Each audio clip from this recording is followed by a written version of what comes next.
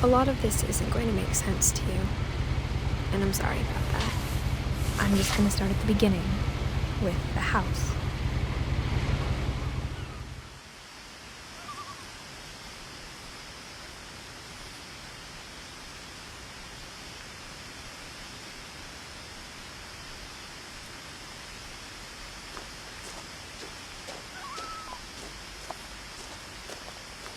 Someone had put up a chain-link fence, but it looked like I wasn't the first person to hop it.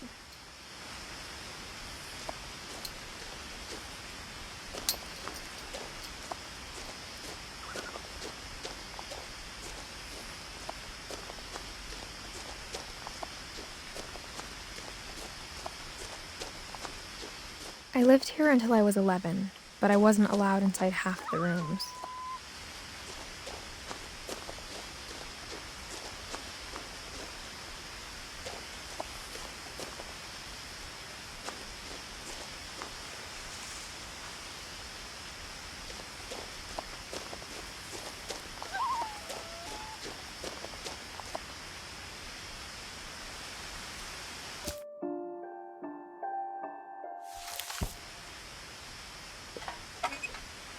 Inside the mailbox were bills from 7 years ago, marked urgent, open immediately.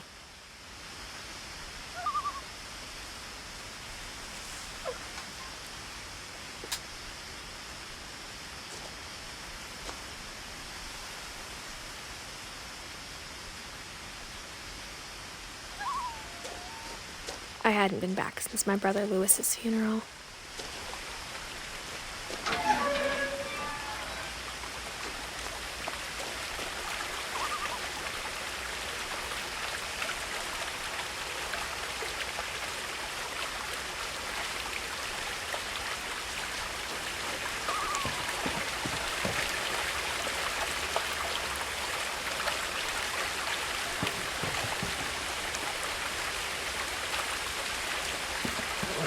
In her will, my mother left me a key, but didn't tell me what it unlocked. Maybe she thought I'd know, or she thought that the mystery would be enough to bring me back.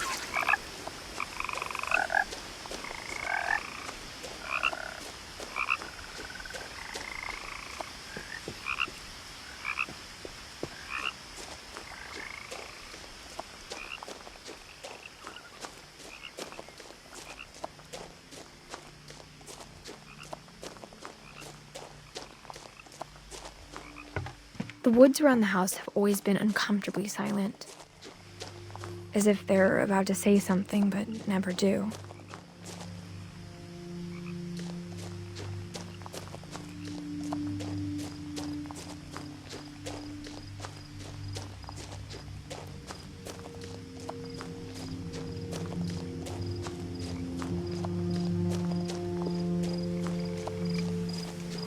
The house was exactly like I remembered it, the way I'd been dreaming about it.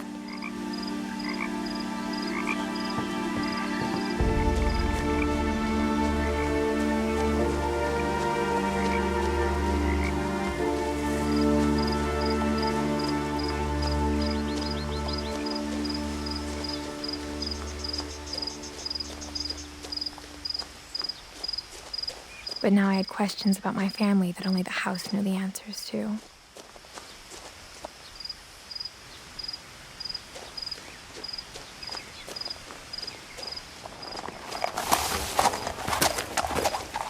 The truth is, even after I inherited the house, I never thought I'd come back to it.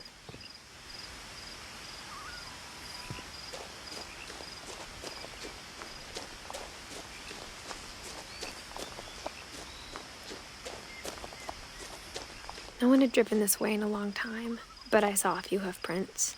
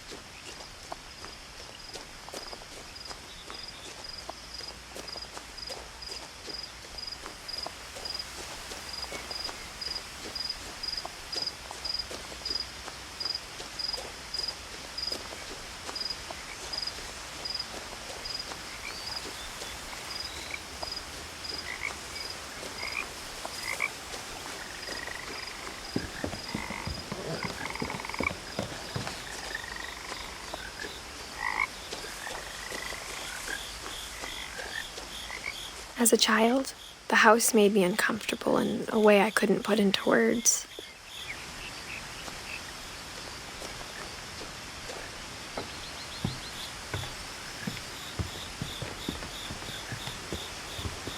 I asked Edie once about the dragon in the pond.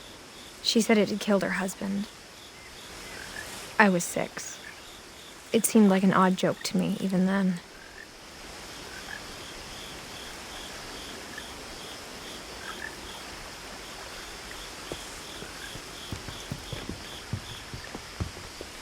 Now, as a 17-year-old, I knew exactly what those words were. I was afraid of the house.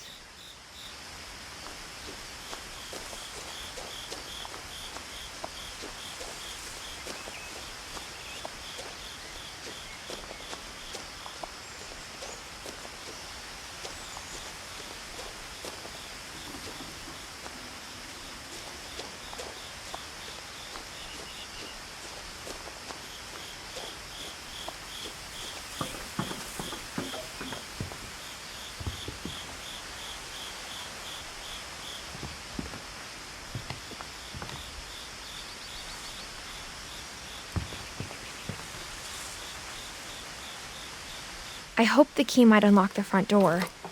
It didn't.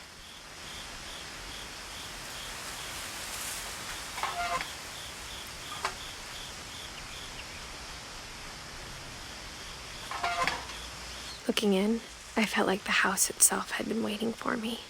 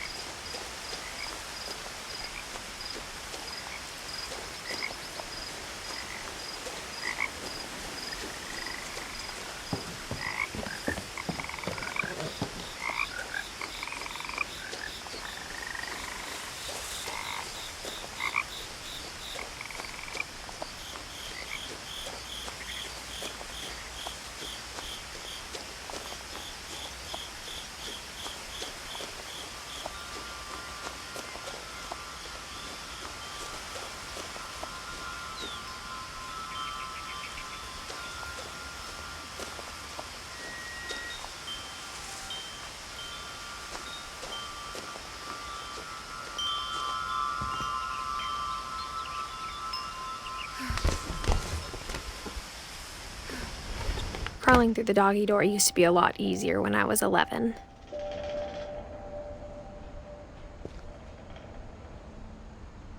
The power had been turned off the night we left.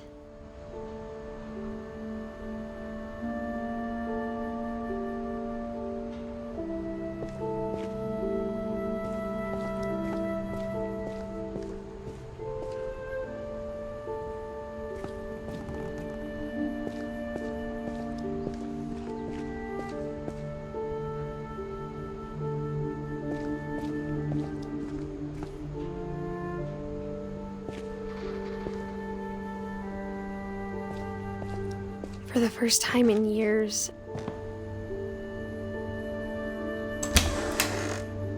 I felt like I was home.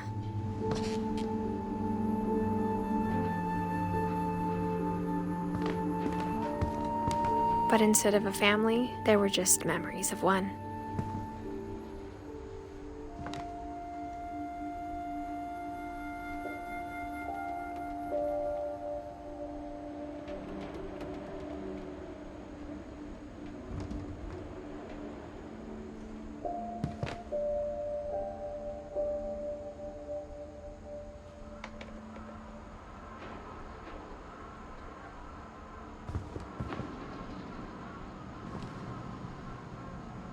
Like how only one restaurant would deliver to our house, so we had Chinese a lot.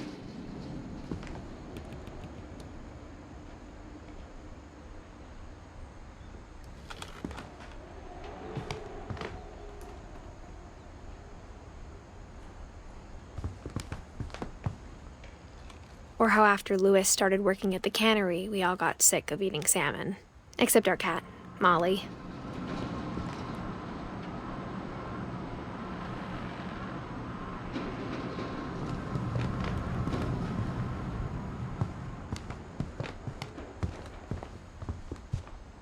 The table was still a wreck from the night we left. It was like a bomb had gone off, killing everyone but sparing the furniture.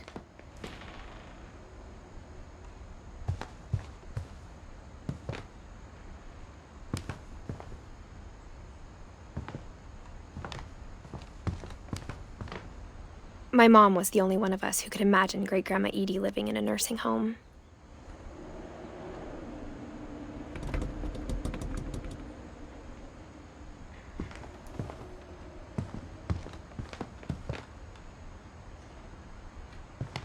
Nothing in the house looked abnormal. There was just too much of it, like a smile with too many teeth.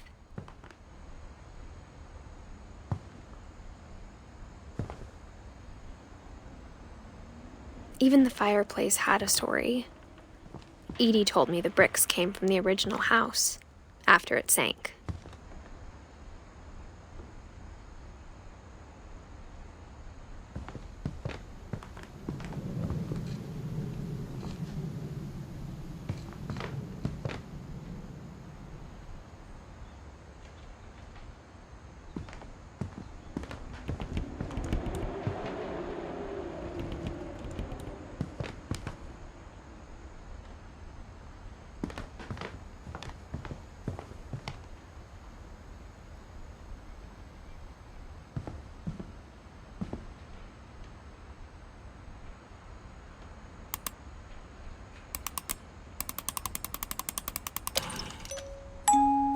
Great-Grandpa Sven built a music box for Barbara, along with the rest of the house.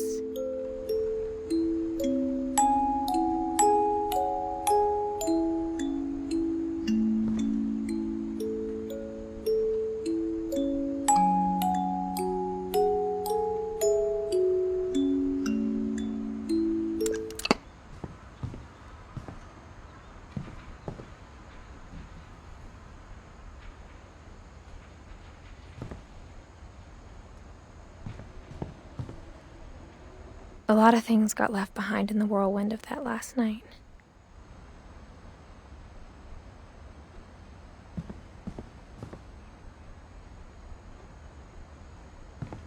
My mom wasn't much of an optimist, but she never stopped believing that my brother Milton was alive.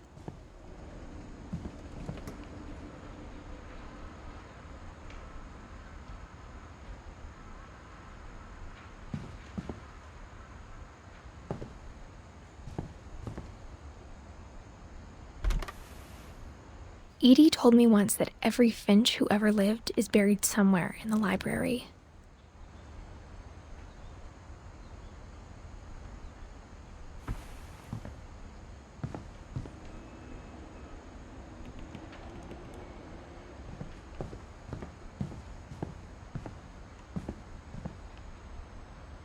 Mom always told me to stay out of the basement, so I wasn't too surprised when the key didn't fit.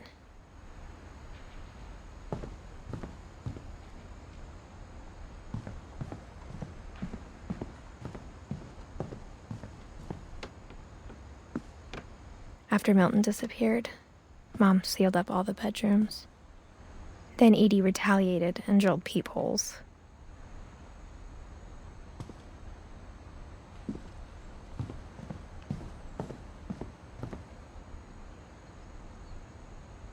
Whenever people ask me about my family, the first thing they always want to know about is Barbara.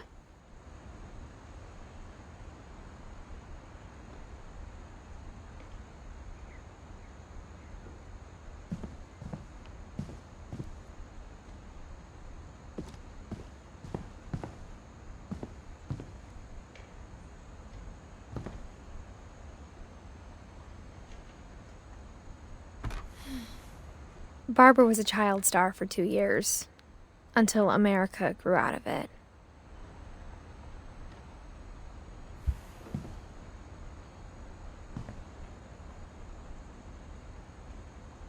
Edie's father, Odin, built the original house.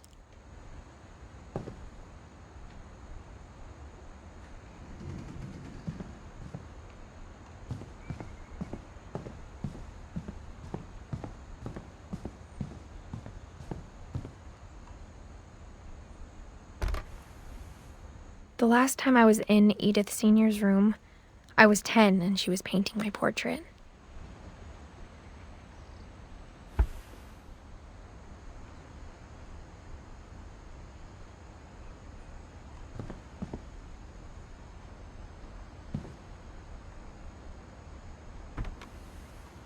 As a kid, I just assumed every house had peepholes and sealed rooms you weren't allowed inside of.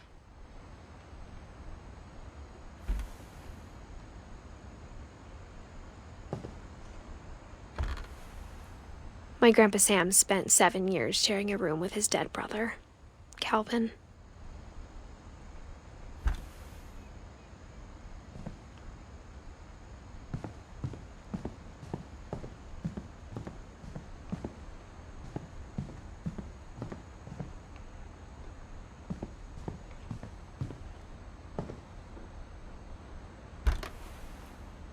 Molly always seemed like a girl I could imagine being friends with, if she hadn't died in 1947.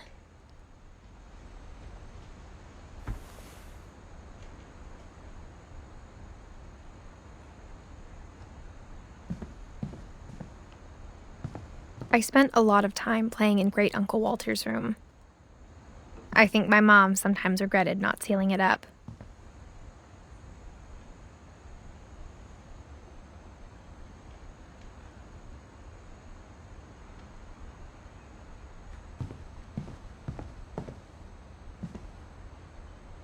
Lewis told me there were secret passages, but I never believed him.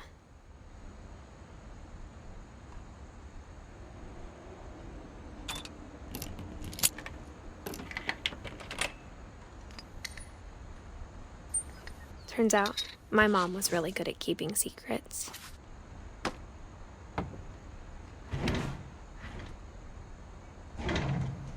Now it was time to find out what my mom had been afraid of.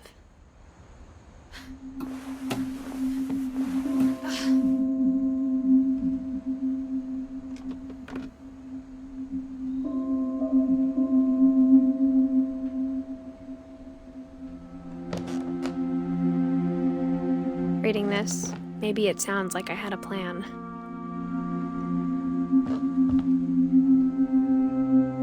But I had no idea what was behind that door.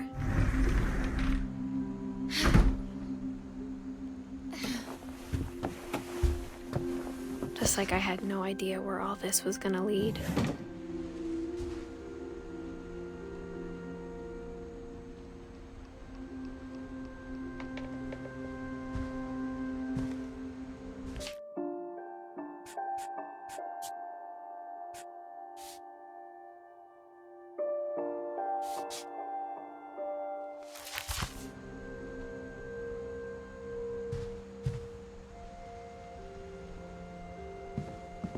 I grew up looking at Molly's room through the peephole.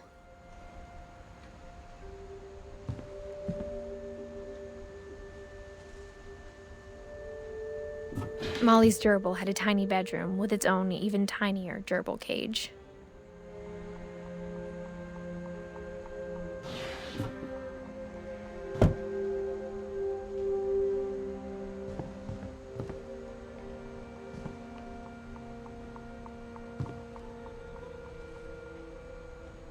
Being inside for the first time, I felt like I'd stepped behind a painting.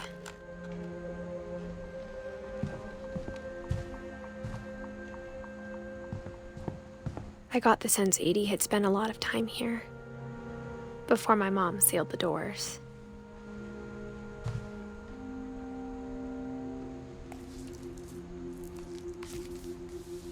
December 13th, 1947. Dear Diary, I'll be gone soon, but I wanted to tell somebody about what's gonna happen. It started when Mom sent me to bed without dinner. I woke up and I was starving, so I looked around for something to eat.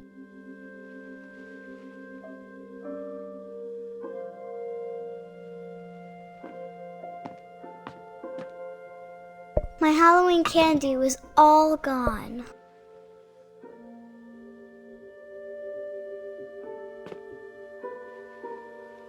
The gerbil food was dry, but I didn't mind it.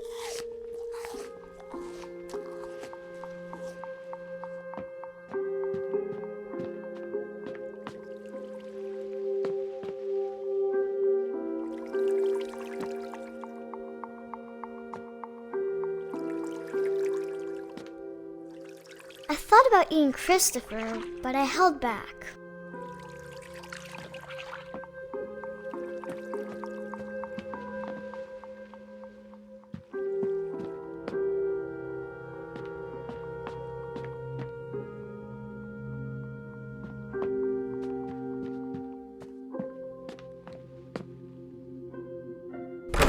Mom, can I come out now?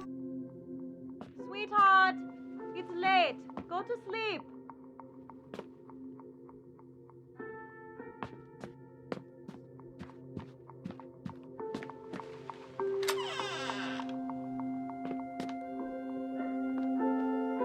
I kept eating and eating.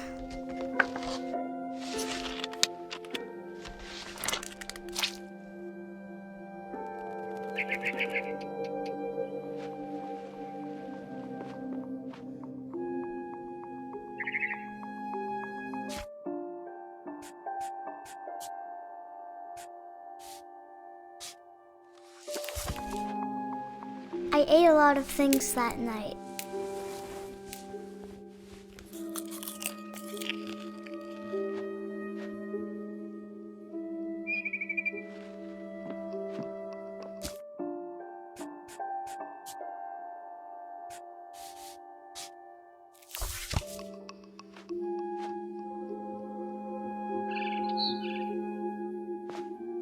Then I heard chirping outside my window. It was a barn swallow going back to her nest. I reached out for her.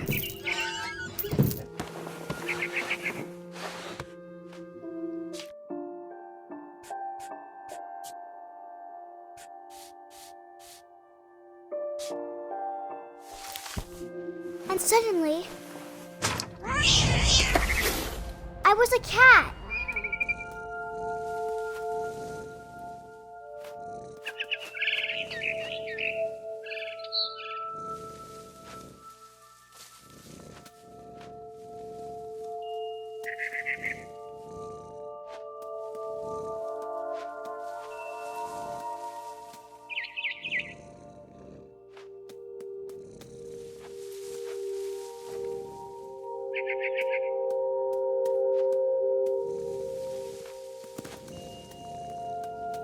I tried to be quiet, but the bird was really scared.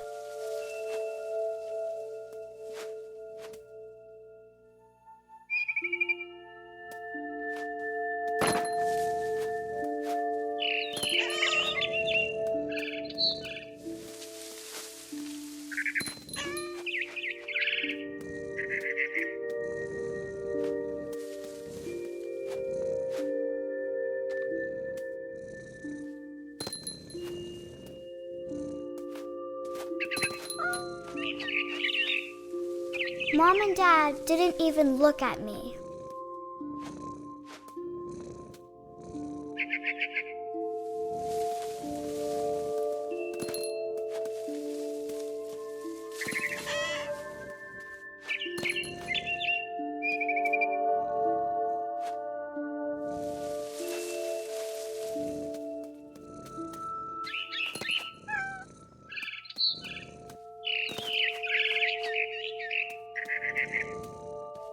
I jumped and I almost got her.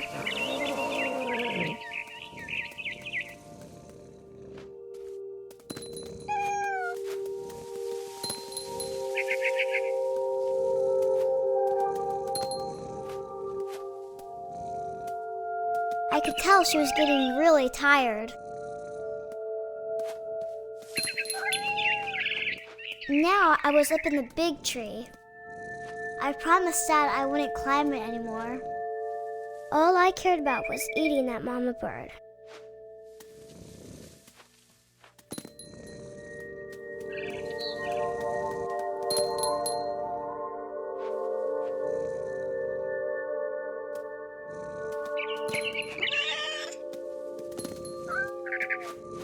I gobbled her up.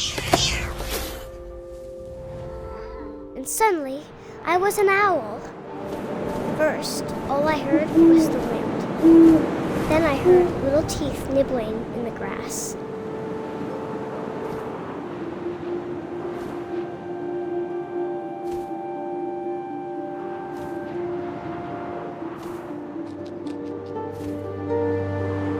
Rabbits.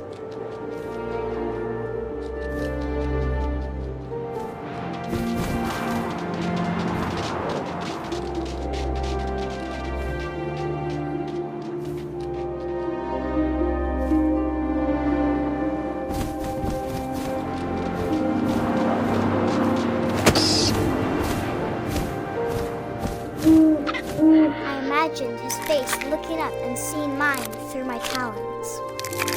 I swallowed him up, and I didn't chew one bit. Then I flew off to find something bigger.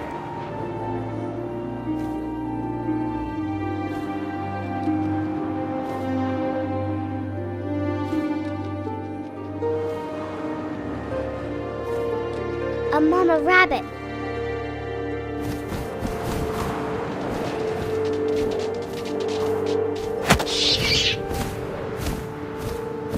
She was almost too big to carry. I started choking, but I couldn't stop eating. And suddenly, I was a shark.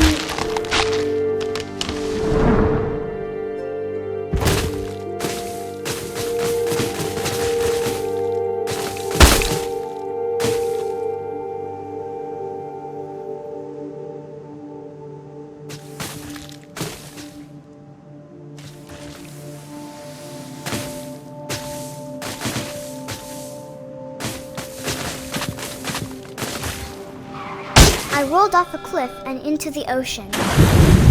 Now, I was hungrier than ever.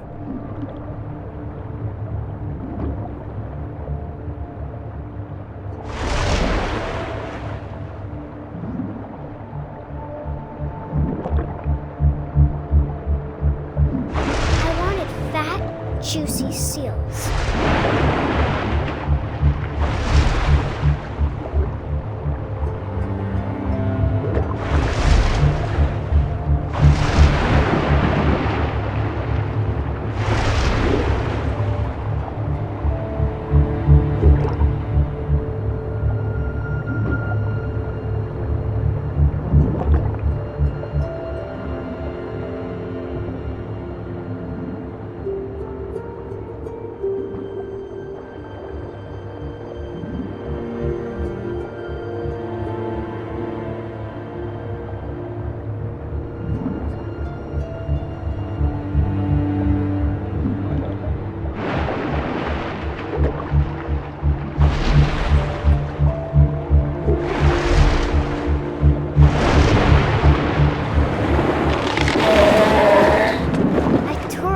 Flipper, and it tasted really good.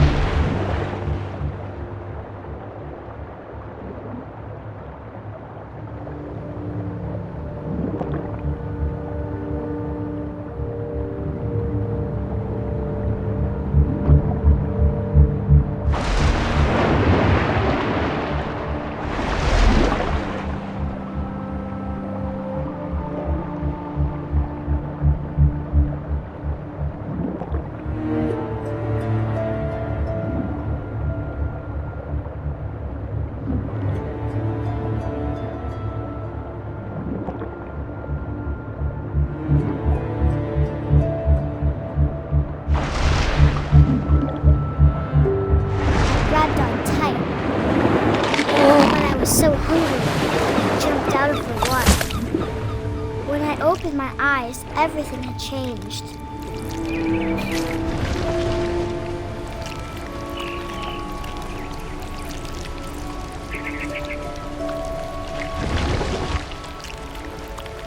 Now I was a monster, and I smelled people everywhere.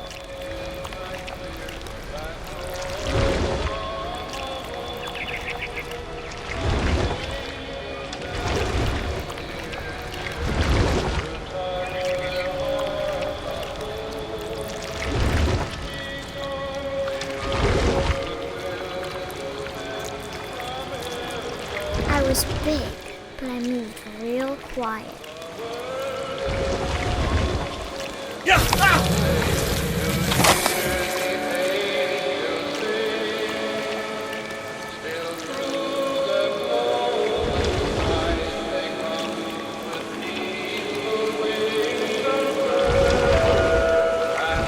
I wanted to stop, but also I didn't.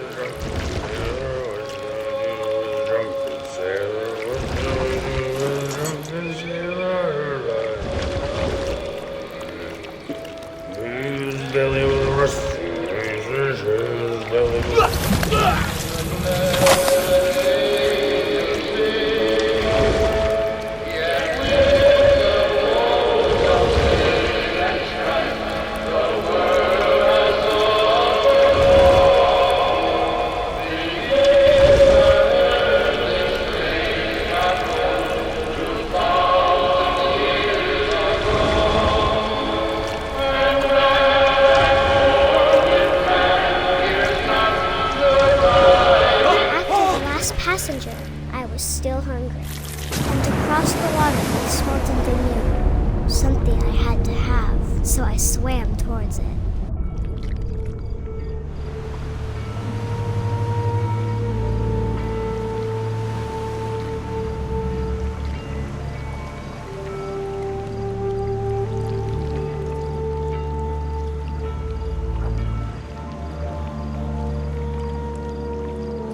I slithered onto the sand, and the good smell went into an old pipe.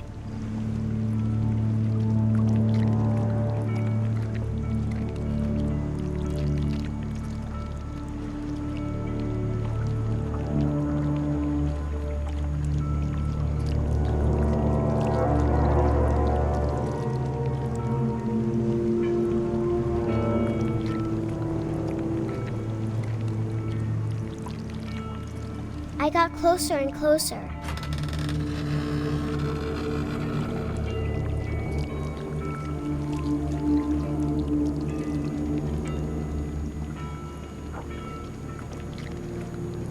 All of my stomach started growling. And suddenly, I was me again. I held my breath for a long time, but I couldn't hear anything.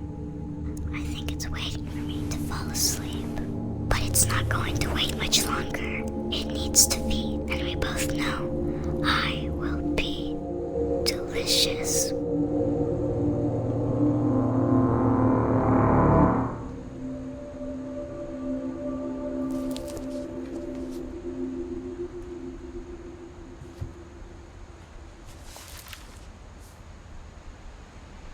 I'm not sure if I believed all of that, but I'm sure Edie would have.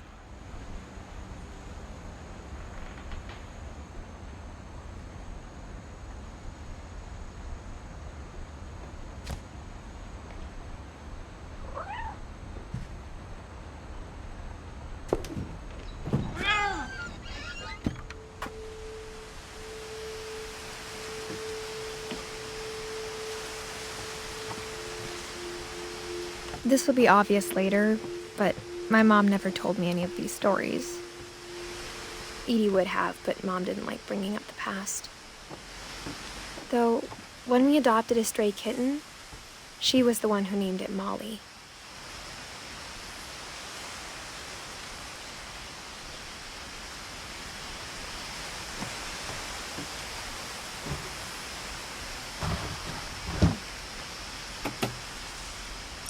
I spent a lot of time in Great-Grandma Edie's room.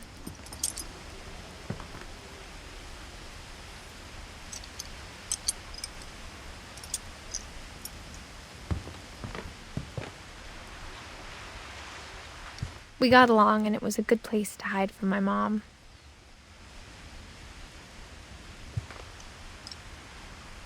Edie gave a big interview about a mole man living under the Finch house. My mom was furious. I hadn't thought of myself as Edith Jr. for a long, long time. When Edie told people Sven was killed by a dragon, she could also have said he was building a dragon-shaped slide that collapsed. She could have, but she didn't.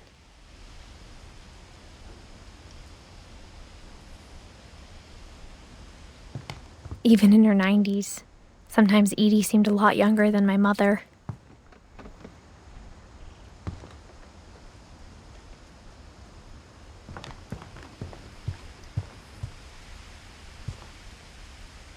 Louis died a week before we left, but Edie had already started to memorialize him.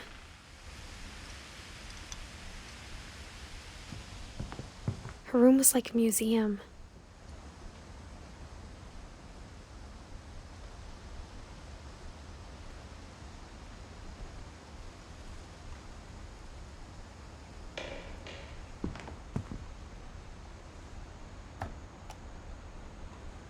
For 500 years, the Finches have been famous throughout Norway for their fortune and misfortune.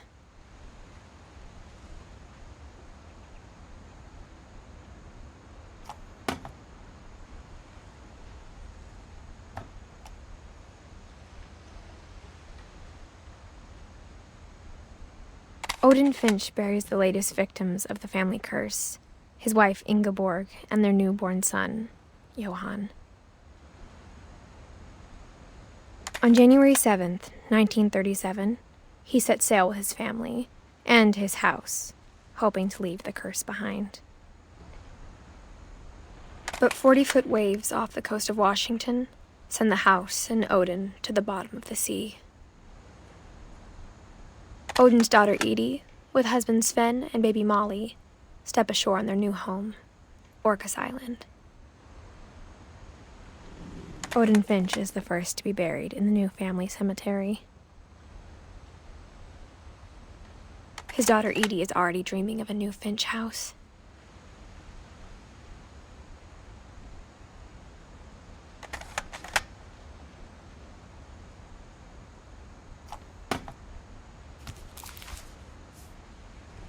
Whatever's wrong with this family, it goes back a long ways.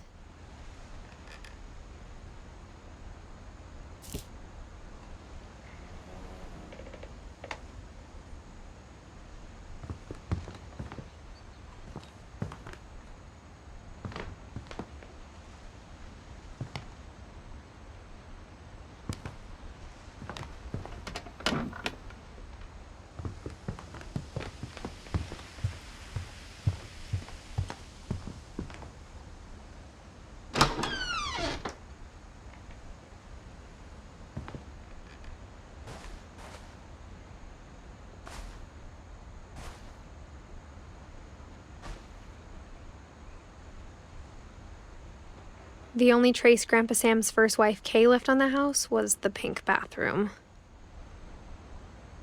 It was a pretty big trace.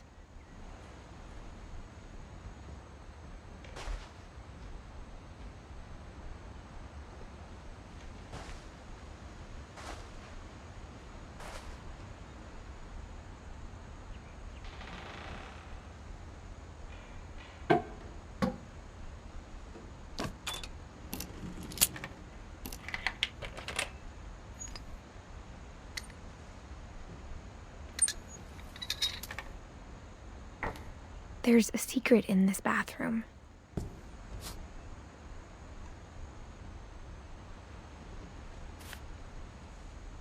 It's in the last place you would look. It isn't in the cupboard. It's hidden in this book.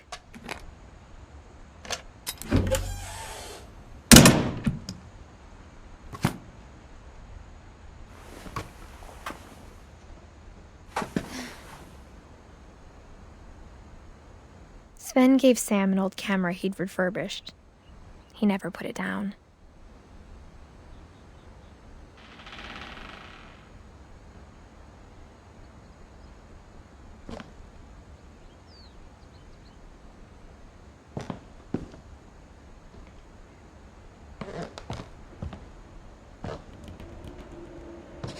From the paintings on the wall, it was clear my brother Milton had been here before me.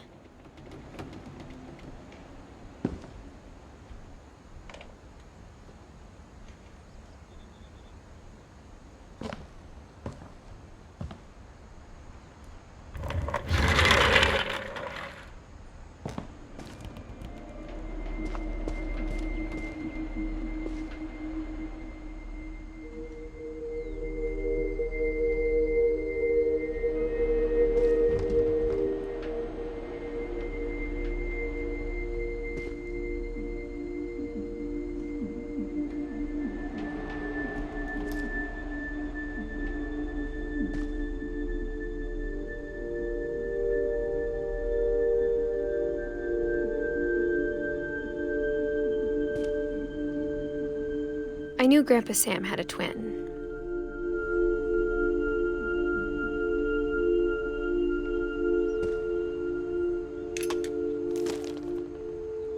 And that he never talked about him.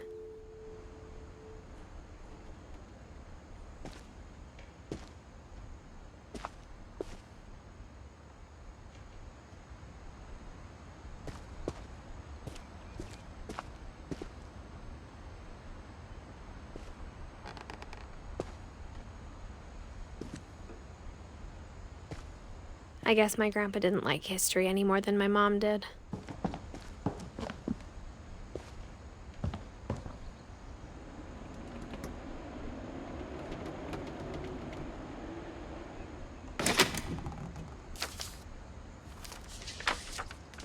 How I Want to Remember My Brother by Sam Finch. The thing I remember is that when he made up his mind, that was it.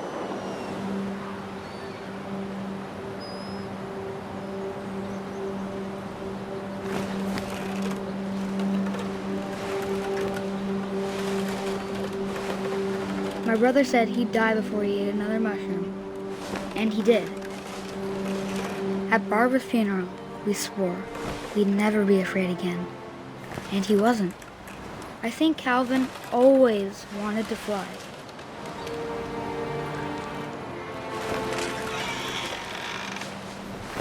Sam! Calvin! Dinner's ready! Coming!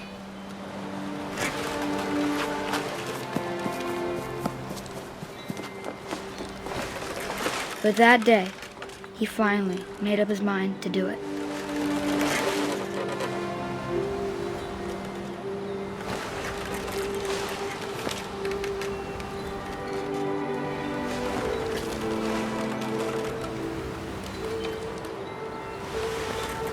I told him going around was impossible. Maybe if I hadn't said that,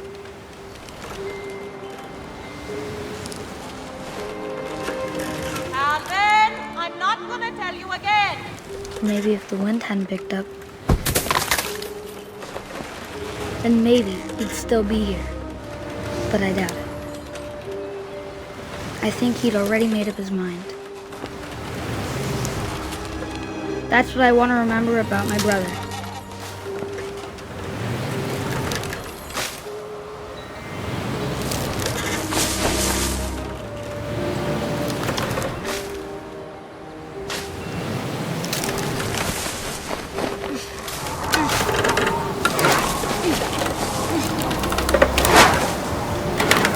The day he made up his mind to fly, and he did.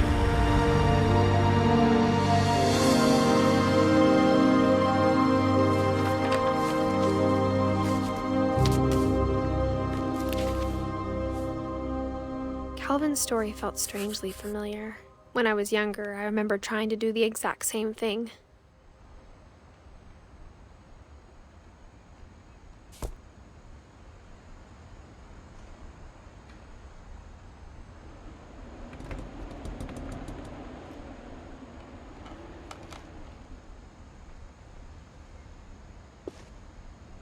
After the funeral, Edie roped off Calvin's half of the room.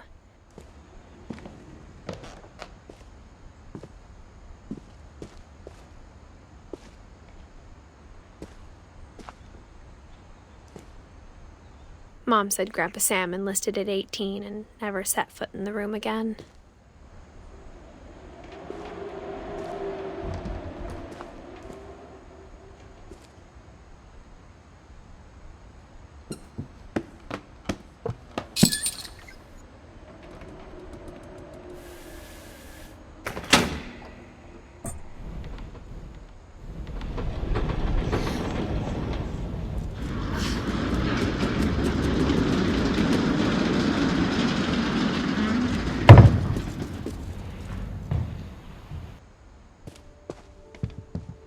passages were a pretty tight fit. They'd obviously been built for smaller hands and bellies.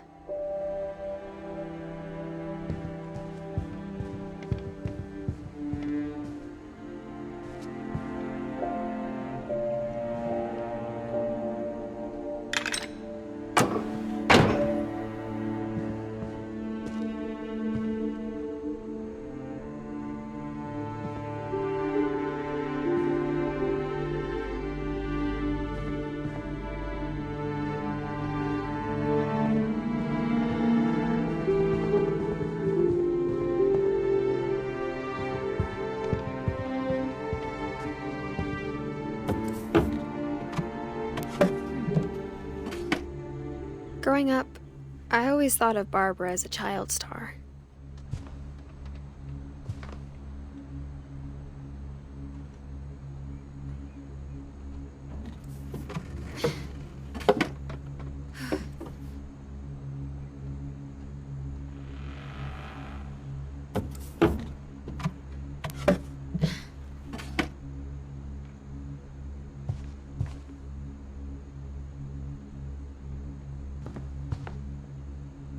I never thought about how hard it must have been for her afterwards.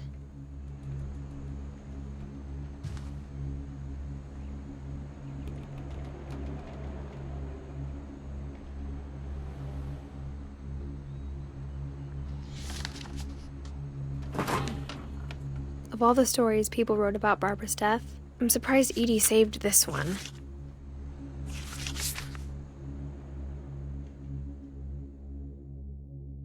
Old Jack here with another ghastly tale inspired by America's most unfortunate family. I'm calling it The Surprise Ending of Barbara Finch. As a child star, Barbara was famous for her scream. Now at 16, she was all washed up. A has-been. But in a lucky break, she'd been asked to perform her signature scream at a local convention for monster movie fans. It was just the boost her career needed. Unfortunately, her scream hadn't aged well. Getting better. I think you just need the right motivation. Her biggest fan and current boyfriend, Rick, was about to demonstrate when... Now that was a great scream. It was Barbara's father, Sven. He'd slipped into a table saw and had to be rushed to the emergency room. So Barbara got stuck babysitting her youngest brother, Walter. Her convention comeback was cancelled. Okay, I'm hearing frustration, but I'm not hearing terror. What if I tried... A gang of hoodlums in Halloween masks have been terrorizing Orcas Island tonight. Police are urging residents to... That came from the basement. You're right! Also, I loved your delivery on that. Why is your basement door locked? Because my dad likes making puzzles and secret passages. There's a key hidden in the music box. The secret is to keep winding and winding until finally the key pops out. Thanks, babe. I'll be back in a sec. 20 minutes later, Rick hadn't returned. So Barbara went to look for him, right on cue. She reached for the music box.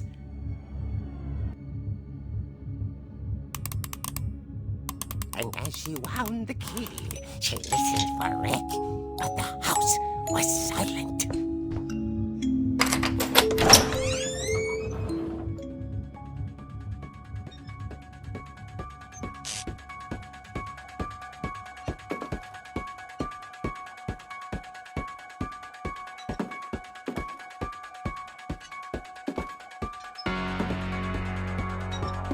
She found Rick's crutch and imagined the worst.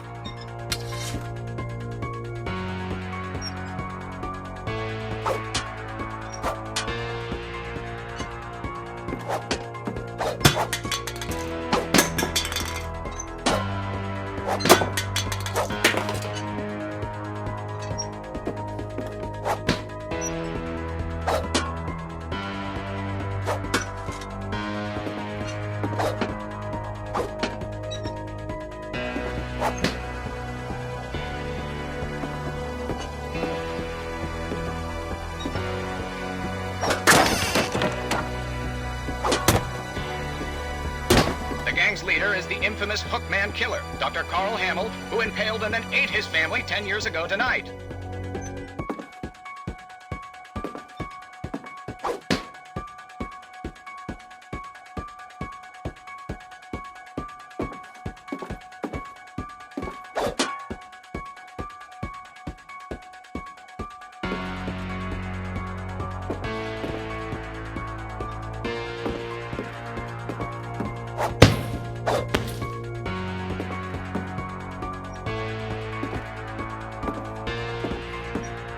Old Finch rattled and grew still.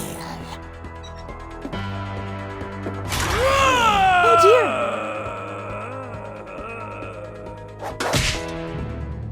Oh! Rick?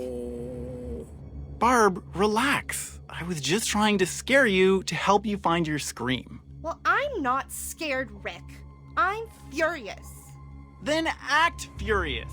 All I'm getting from you now is that you're hurt and confused and She threw him out, but she kept a little something to remember him by. Barb, have you seen my other crutch? And she was still holding it when she fell asleep watching the late picture show.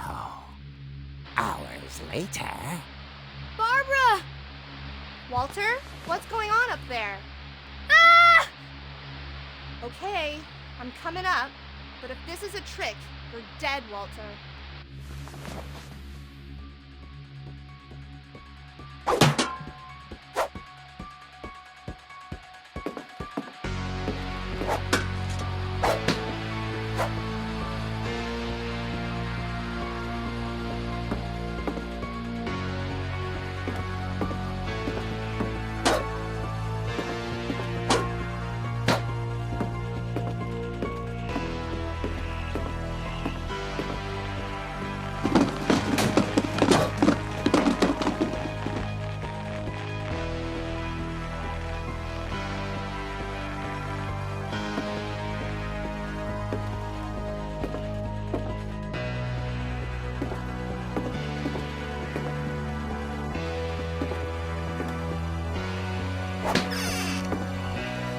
Walter, are you there?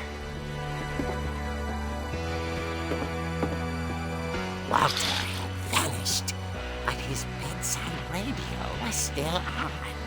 Orcas Island police describe the man as 6 feet tall, with a steel hook for a hand. Residents are urged to lock all doors and windows and notify the police of any suspicious activity.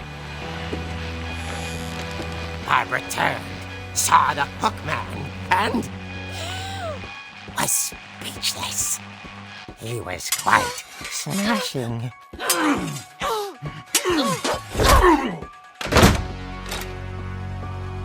here he was. He couldn't get enough of Barbara. Okay, Barbara, there's gotta be another way out of here.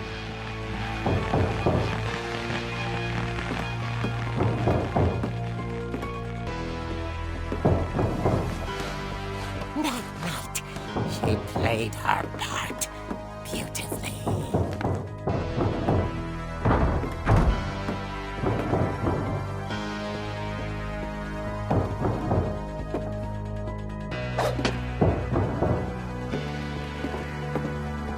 She thought about abandoning Walter, but just couldn't do it.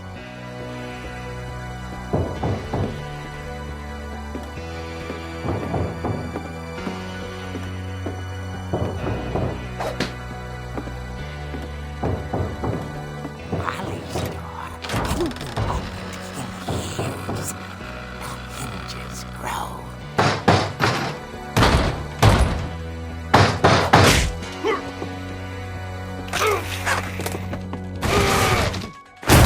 He wasn't moving, but she sensed the story might not be over yet.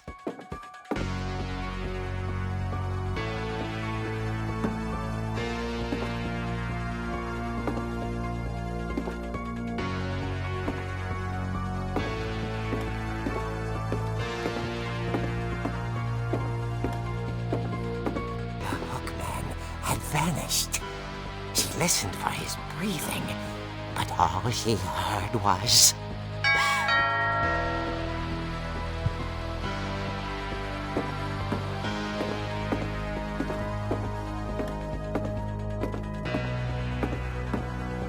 Someone at the door was dying to speak to young Barbara. At the door, she heard whispering. It was coming from inside the house.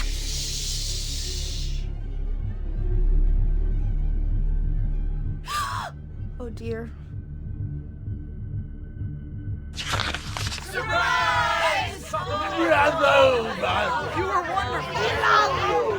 monsters had come to surprise her. For Barbara, it was a dream come true.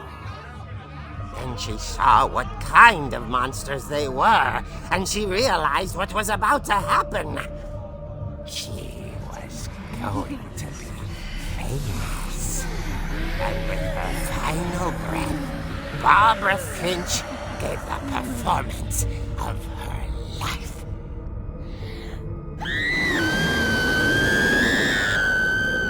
I wasn't there myself, but I hear Barbara was magnificent. Poor girl. She had a taste for stardom. But unfortunately, so did her fans. Of course, the police blamed it all on poor Rick, who disappeared the same night. And little Walter? Hiding under his bed the whole time. He took it all pretty hard, but that's another story.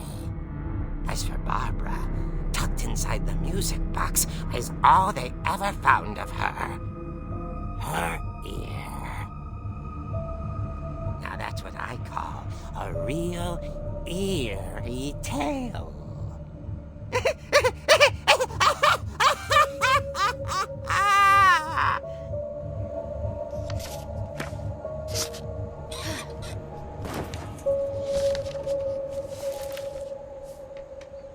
Edie told me all Barbara wanted was to be remembered, as absurd as that comic was.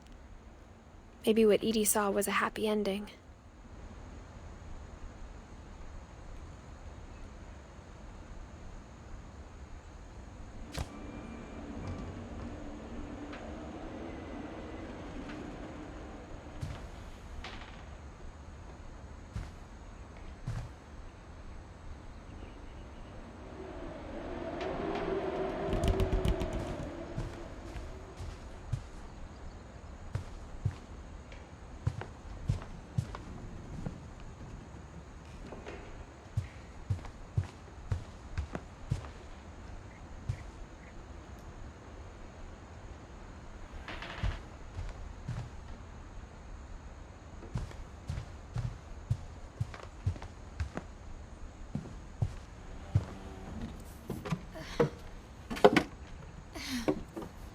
I guess now I know why Mom didn't like me playing with the music box.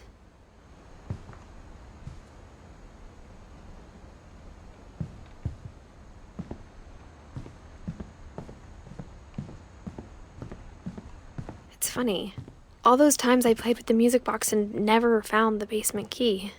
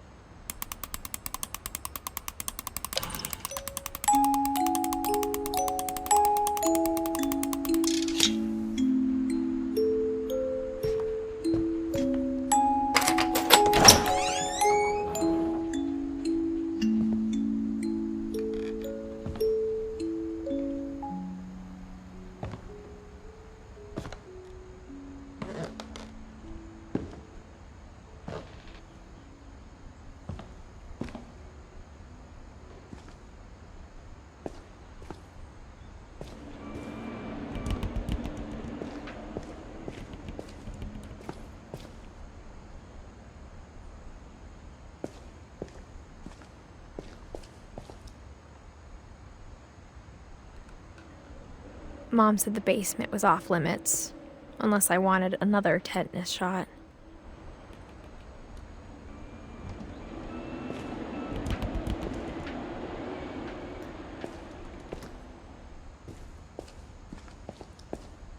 I saw Edie sneak down to the basement once, carrying packages.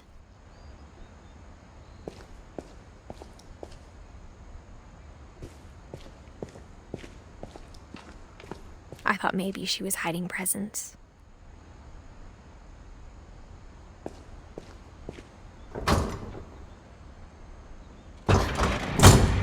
It turned out she was hiding a lot more than that.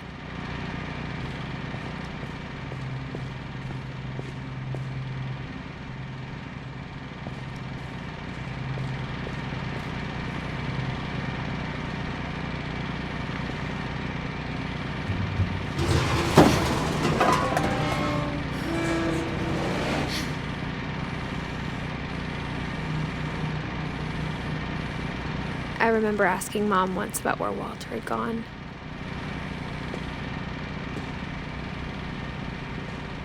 She said after Barbara died, he got as far away as he could.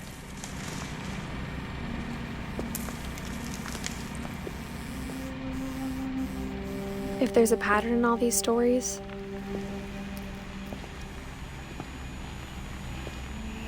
I think it's that none of us has gotten very far.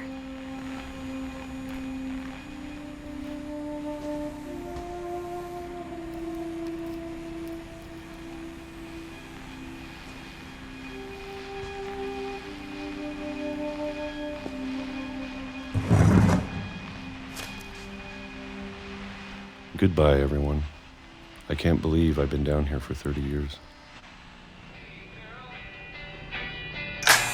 On that first day, after the shaking started, I didn't think I'd survive a week.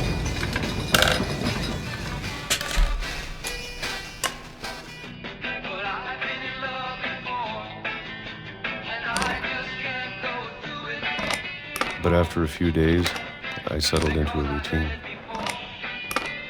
That's what kept me sane. Having a schedule, living for today.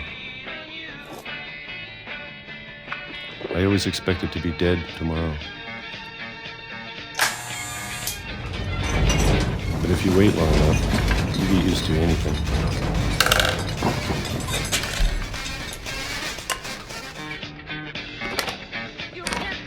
Even a monster on the other side of the door starts to feel normal.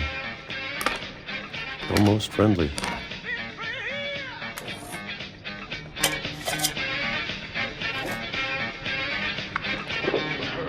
And then one day, everything just stopped.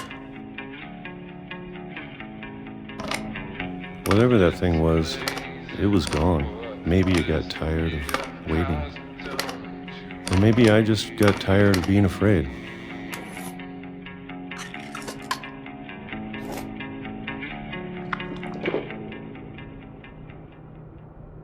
It's been a week now, the longest in 30 years. I'm done waiting. I have to leave while I still can.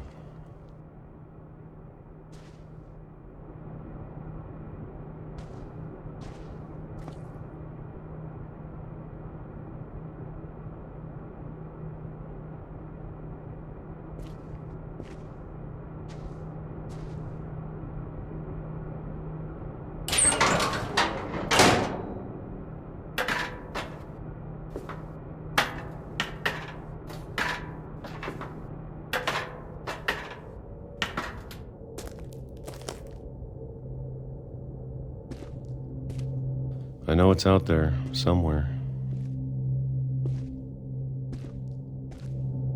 Whatever killed Barbara and Molly and Calvin. Maybe this is all a mistake. But I need to stop living the same day. Even if it kills me.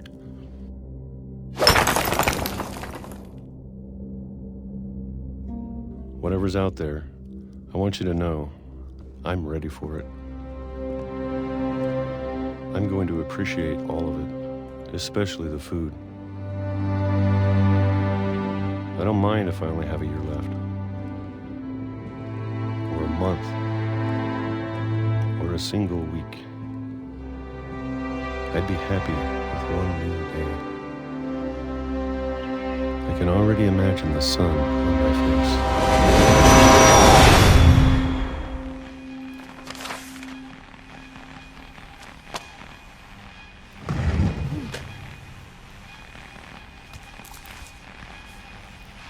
Walter died when I was 6. I can't believe my mom never told me he was down here.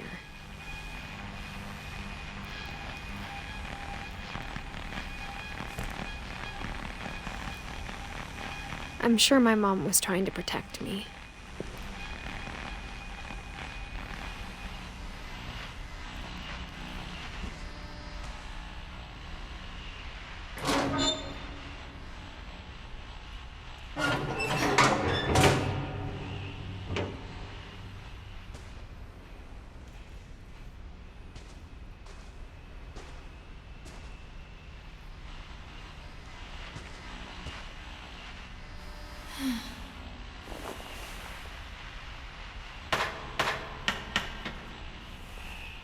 Maybe she was afraid I'd end up like Walter.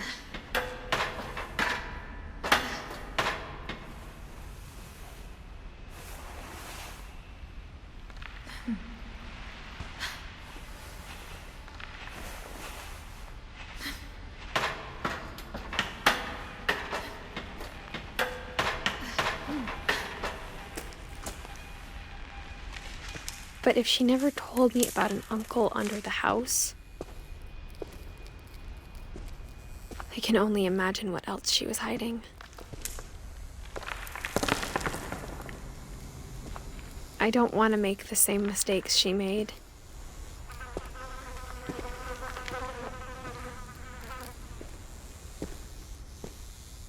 Trying to bury something that's still alive.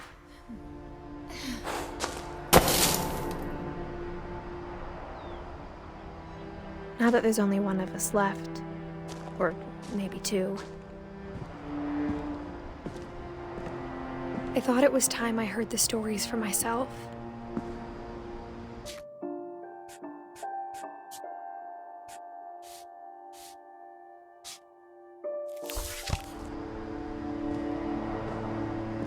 And found out what happened to everyone else. But now I'm worried the stories themselves might be the problem. Maybe we believed so much in a family curse, we made it real.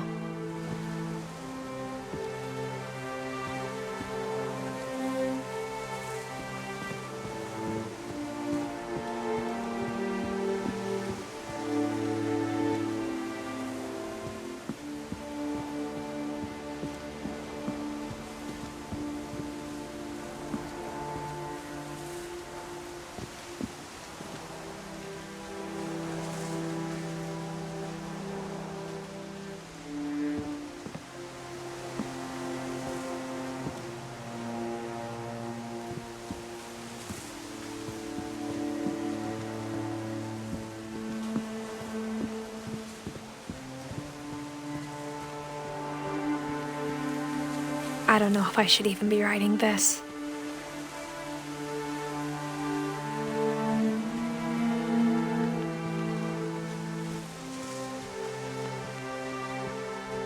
Maybe it'd be better if all this just died with me.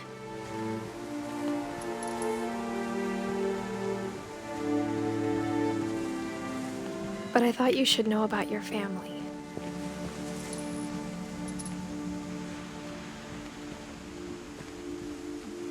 And the history you're a part of.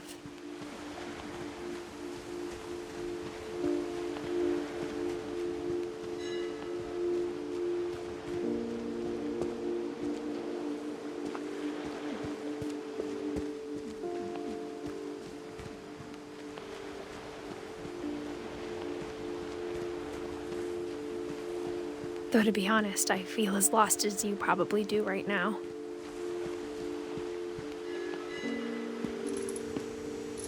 I think the people in these stories believed them, for what that's worth.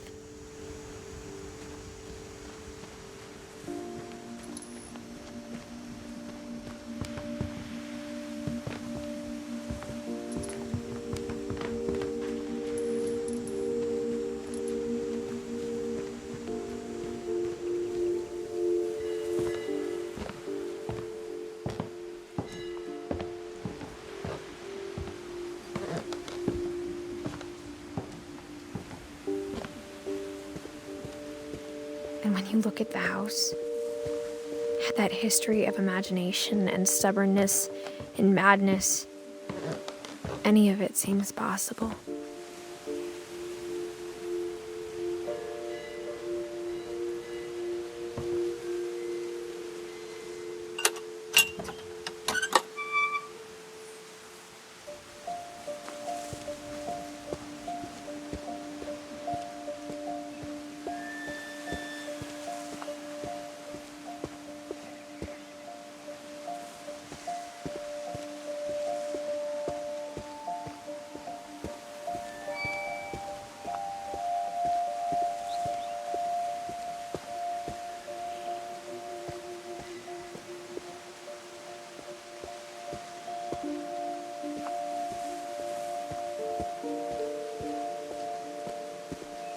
I think we've been surrounded by death for so long, we've just gotten used to it. Maybe it's not something we should have gotten used to.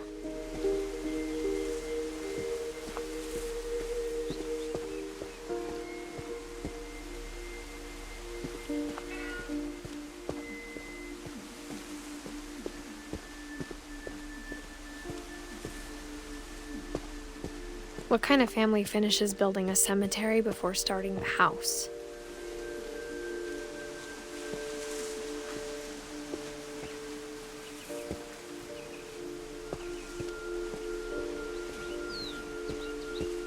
It's embarrassing for me to admit this, but the pet cemetery made me more uncomfortable than the human one.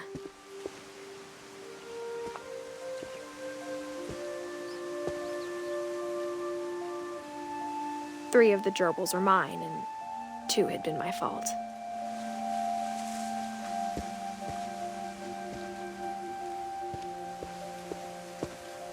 Sven built the house, but it was Edie who designed the cemetery.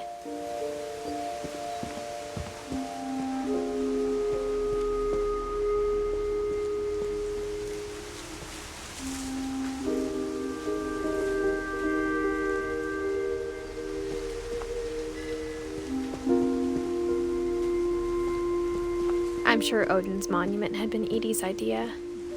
My mom was always trying to move on, but for Edie, the past never went away.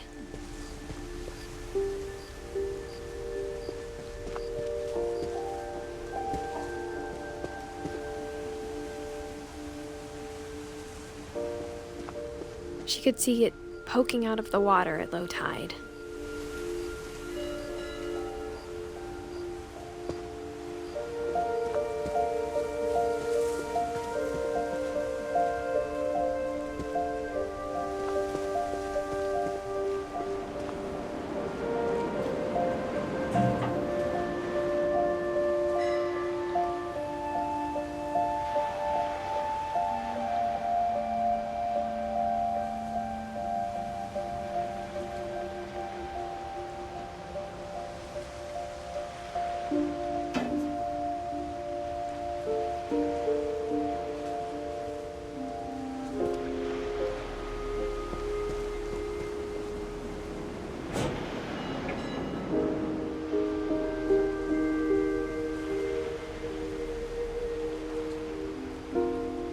Edie said she dreamed about the old house every night.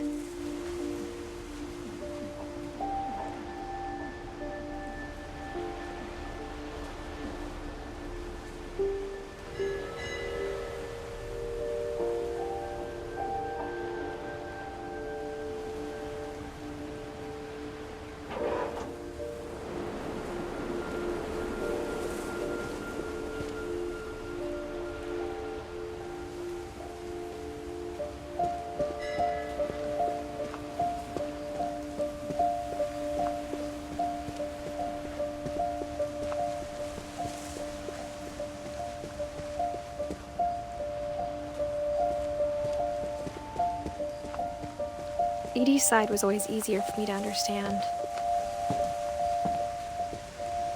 But the older I get, the more I can see where my mom was coming from.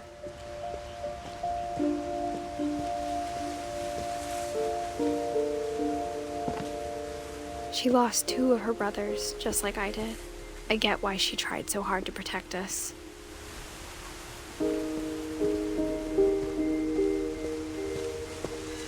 There's so many things I wish I could ask my mom now.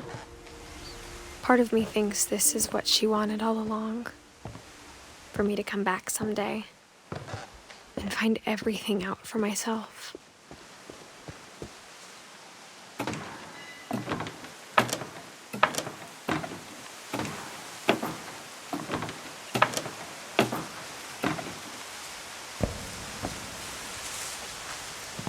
But looking back on it now,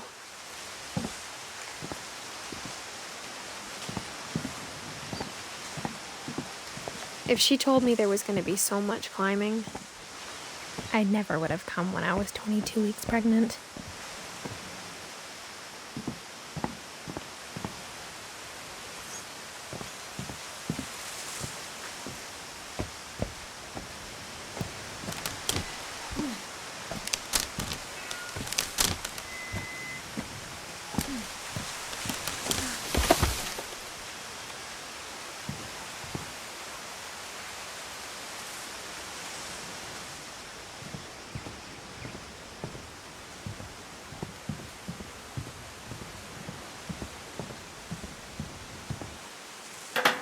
I never met Grandpa Sam, but I think he and my mom had a lot in common.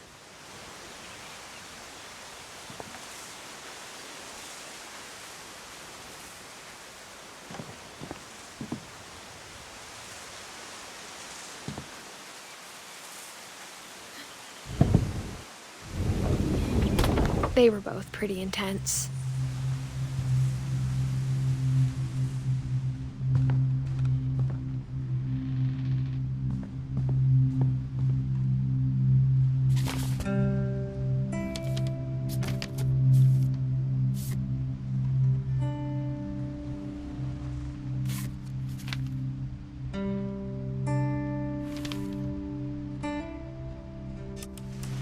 Dawn, I promise, you'll never forget this weekend. Yes, sir. These memories are gonna last a lifetime. Am I gonna have to shoot anything? It's a hunting trip, Dawn. Shooting is strongly encouraged.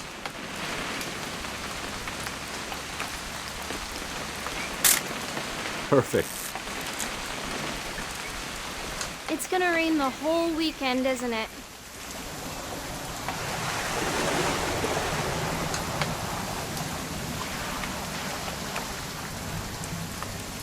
I will never forget this weekend, Dad.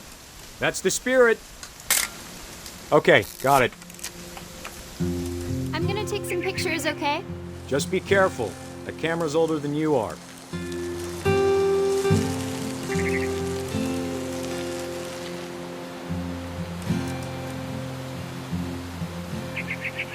You're right, Dad. It's starting to clear up. Still freezing, though.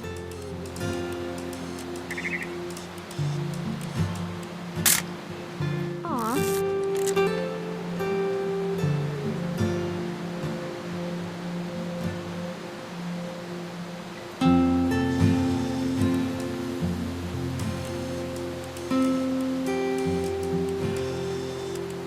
Definitely should not have drunk all that coffee.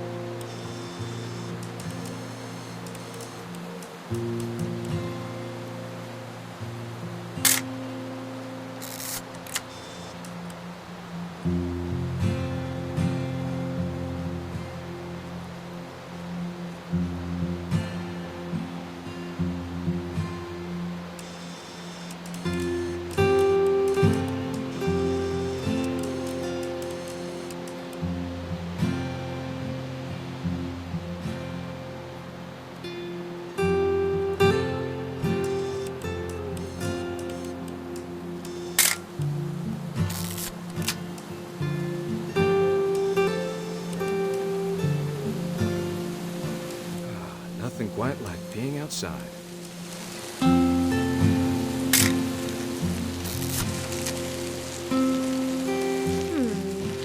Hold still while I take a picture of you. I definitely won't. Hey! That's a keeper. I'm just saying, I'm not always gonna be here, Dawn. You'll need to remember this stuff, if you want to survive. I'll be fine, Dad. You know who else thought he was gonna be fine? Some guy who died. Dawn, I'm being serious. I know, Dad. You're always serious. Doesn't being out here make you want to chill out? Well, to tell you the truth, I haven't been out here in 20 years.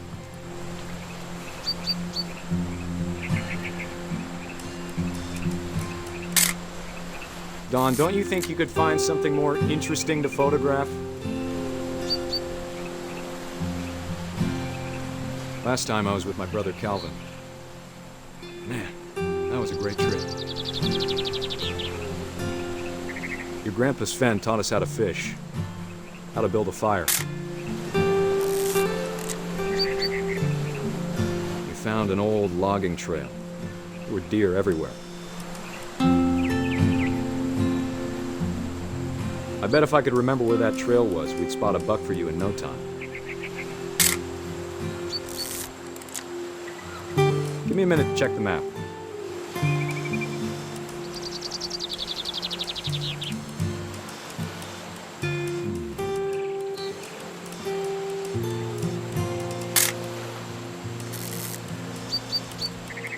Let's see.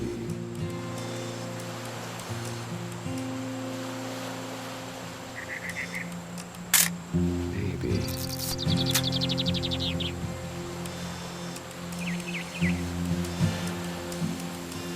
What was it?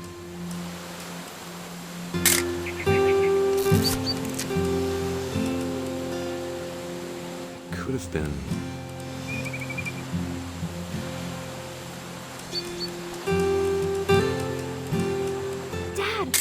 Good eyes, Dawn. Before you take the shot, let me get a picture of you.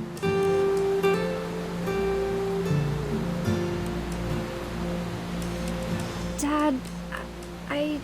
Just... Let me get behind you. Do I have to do this? Dawn, you don't have to do anything. But if you want to survive, you'll need to be strong. Great shot, Dawn!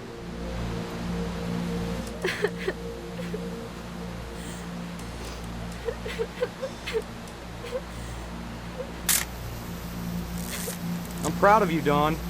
Always remember that, okay?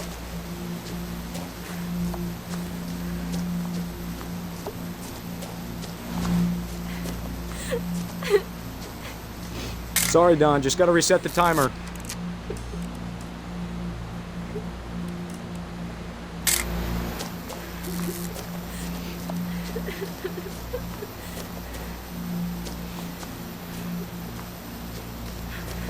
Dad, it's twitching. I think That's it's totally normal, Dawn. Just focus on the camera. Try not to think about... Dad!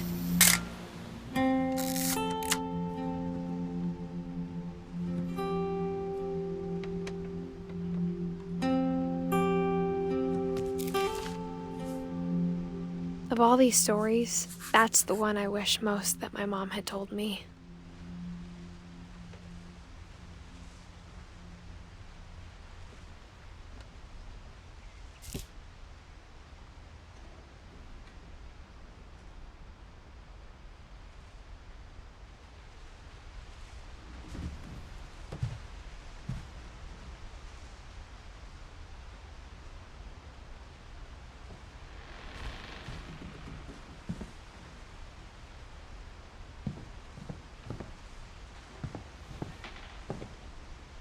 Instead of hiding from death, Sam seemed to go out of his way to meet it.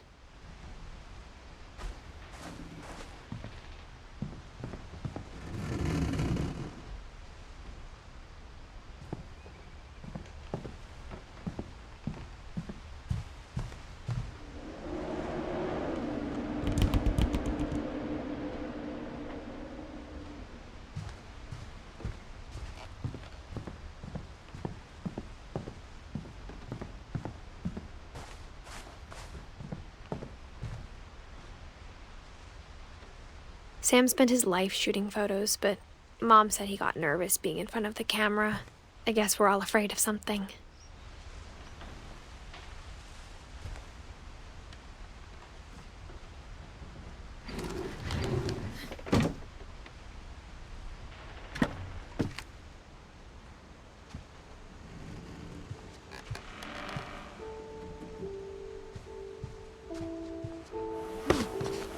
After Sam died, my mom and Edie got really close. They'd both lost a lot.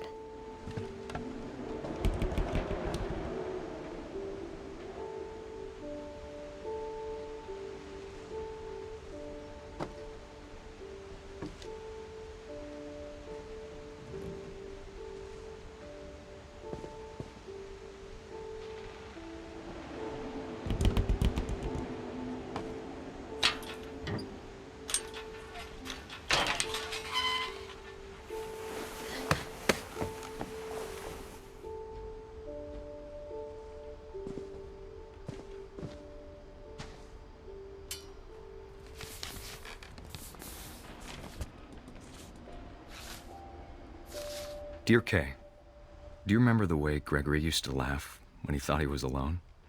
Like something funny was happening, but only he could see it. I think he saw things the rest of us don't.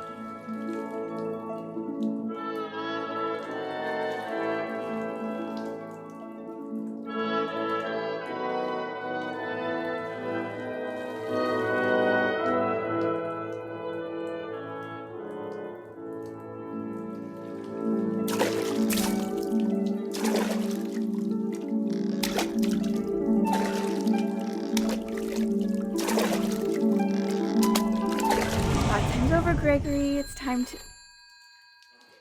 Hold on, sweetie. Hello?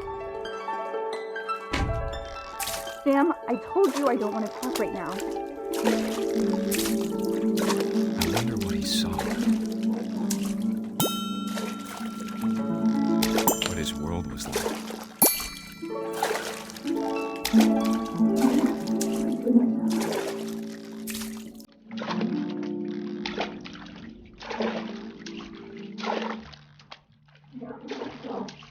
Reminded me so much of Calvin. Lost in his imagination. Whatever it was he saw.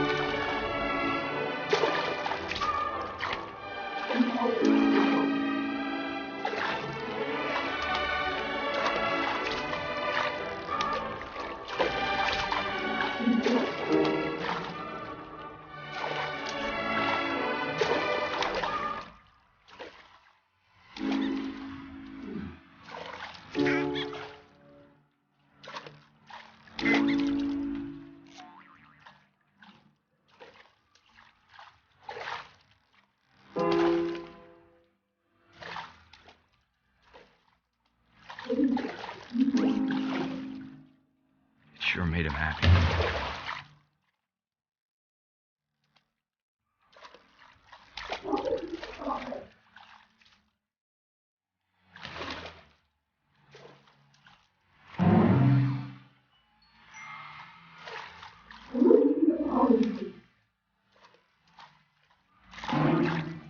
I know how silly it sounds. That I worry about a baby being too happy. But I could feel him slipping away. Sorry about that, Gregory. I know you did everything you could. Maybe if I hadn't called that night.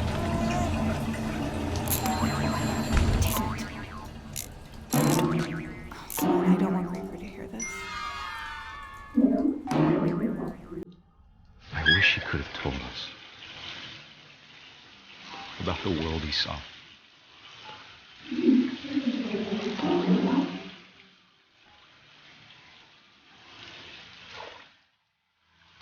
There's so much I don't understand.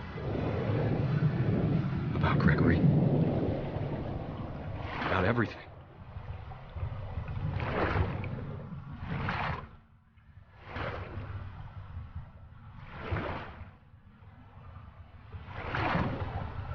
But I know what happened wasn't your fault.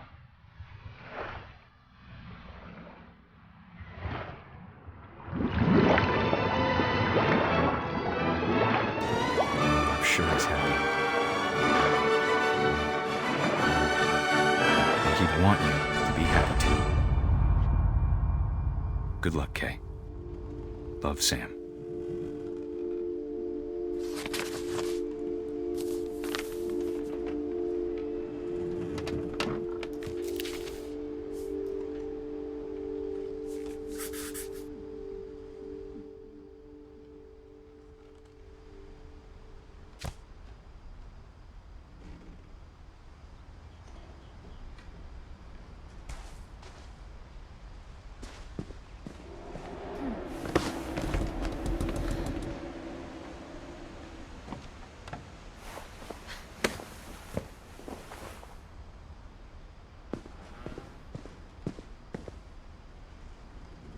I can't imagine my mom ever writing poetry, and yet...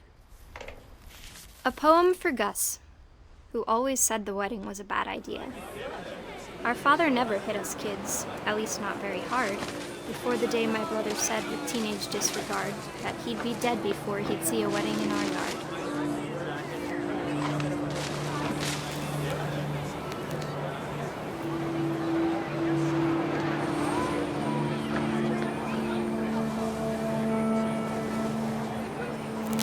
My father made him come, of course, but Gus stood far apart, just flew his kite and bottled up the storm inside his heart.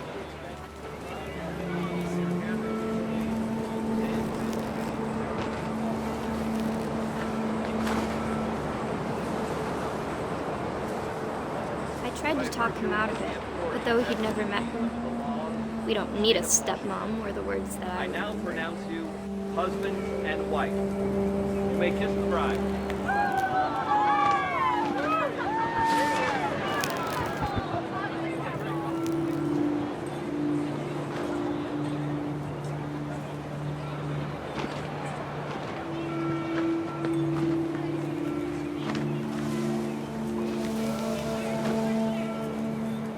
When the time for photos came, Dad ordered him to come here. But Gus declined, and as a sign held up his middle finger.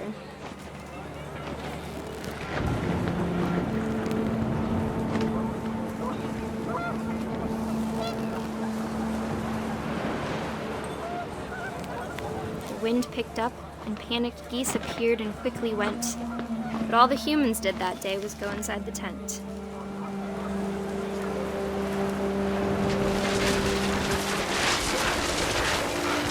The rain came down in buckets then, but no one seemed afraid that nature might destroy the tent our dad had crudely made.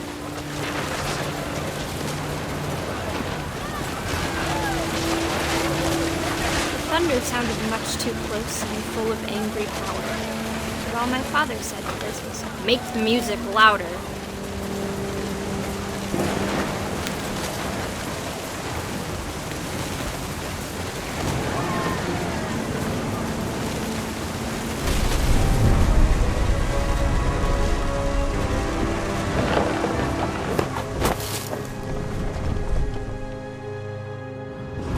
I wish that I could truly say I thought about you on that day.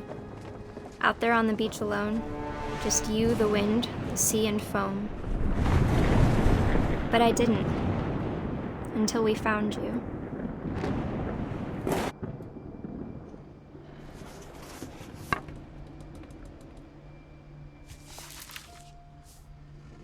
She never talked about him, but Mom told me once if I was a boy, they were going to name me Gus.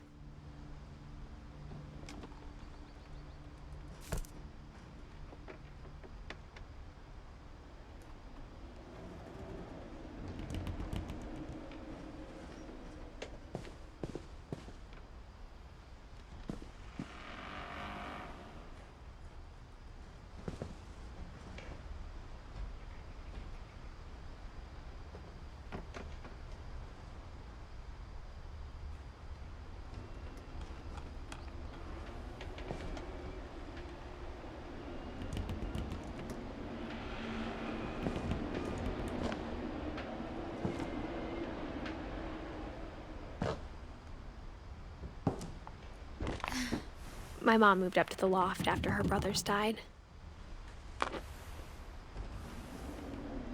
At the time, it was as far away as she could get.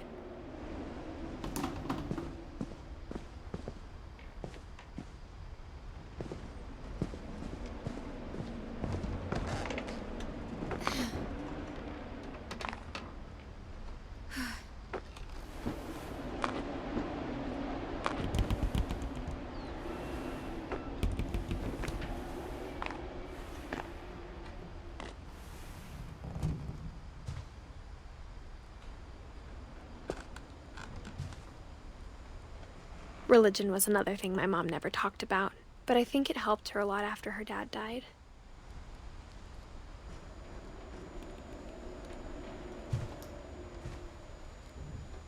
My mom moved to India a week after graduation and got a job teaching English.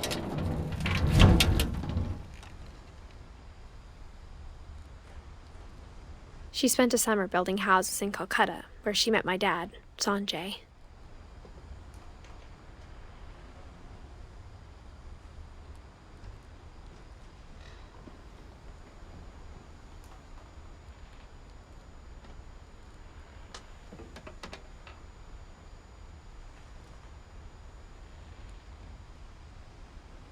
Louis was born a year later.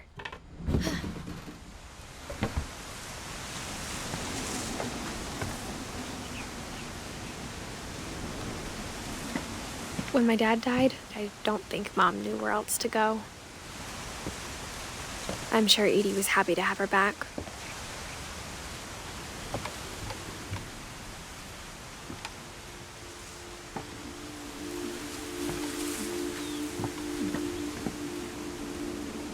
The house had to get a little bigger, but Edie was used to that.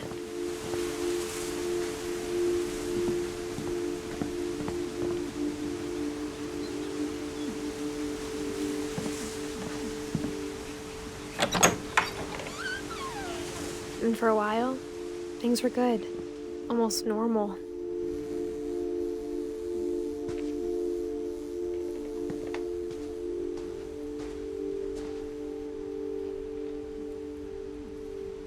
But it didn't last.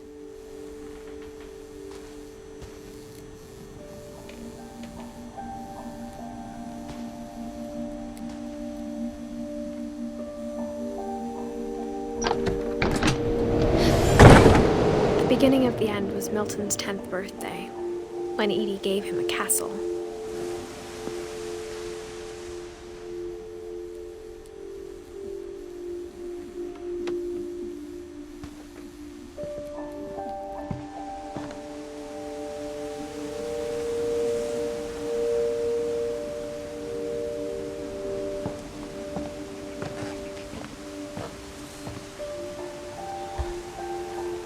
After Milton disappeared, the only thing he left behind was a room full of paintings.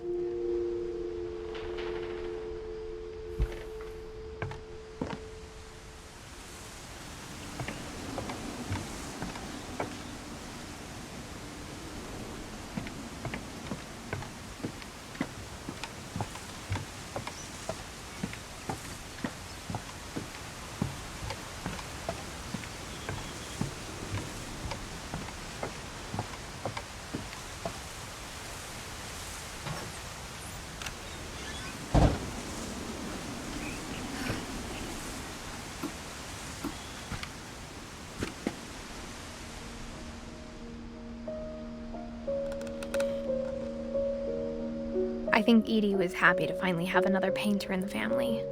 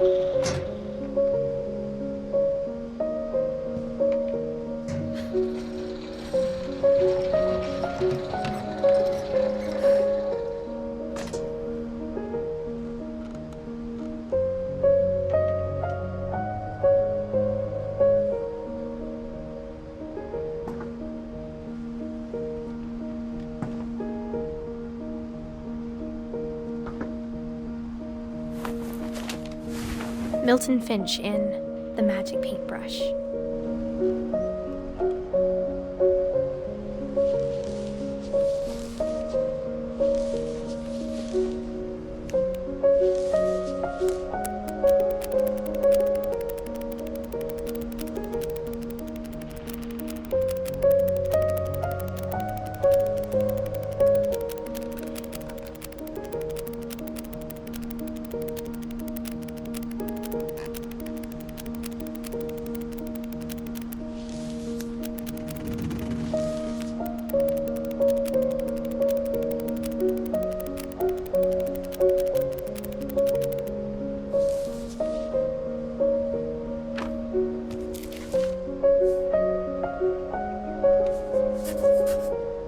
I was 4 when Milton disappeared.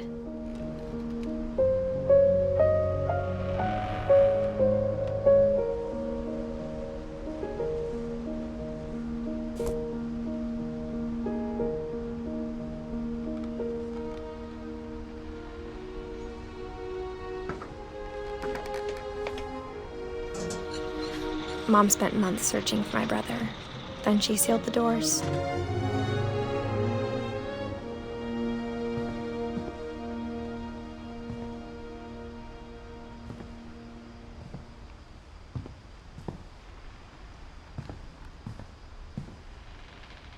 Whatever Milton had found in the house, Mom didn't want it getting out.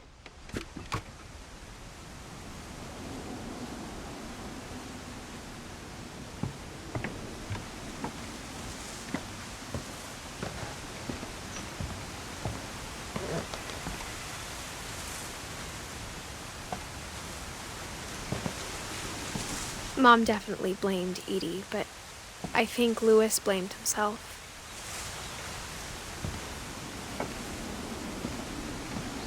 After he graduated, he just spent more and more time in his room, until Mom got him a job at the cannery.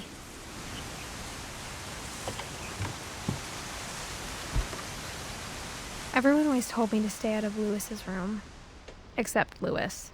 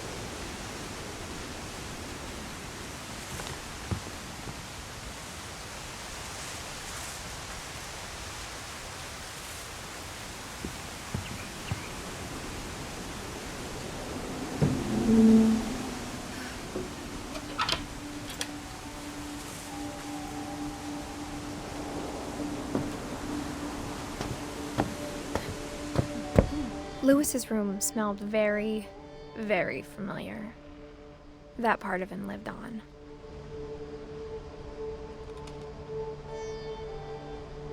He was so proud of being Indian. I think for him, it was a way to be something other than just a Finch.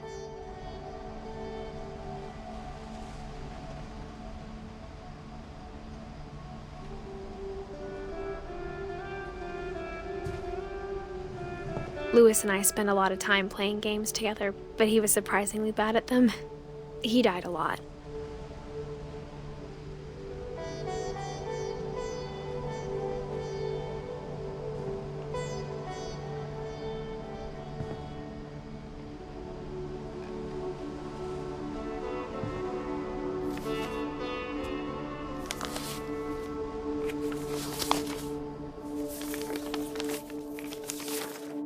Dear Mrs. Finch, as Louis's psychiatrist, I can understand your desire for an explanation.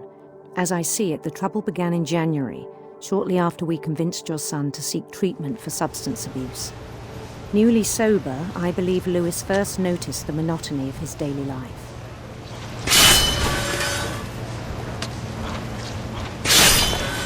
He kept working at the cannery. But he withdrew part of himself.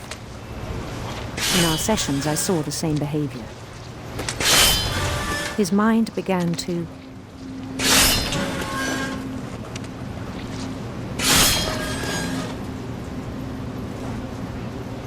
wander. I asked him to describe it.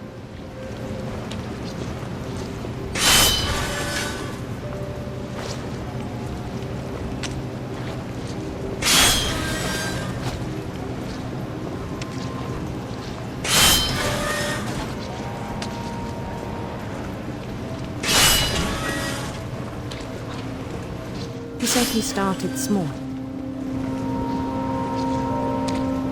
imagining a labyrinth. He'd feel his way about.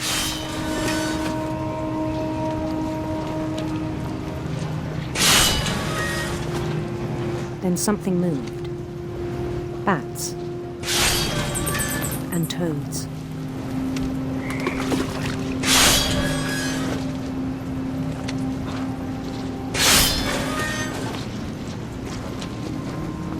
And things that have not names.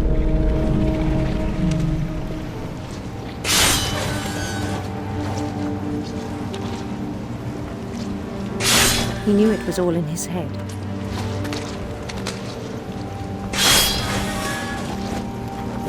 But he took it very seriously. I had hoped he'd find himself.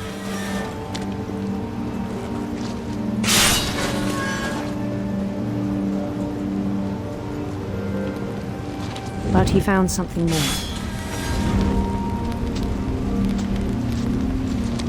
I worried about him then. Daydreaming at the cannery.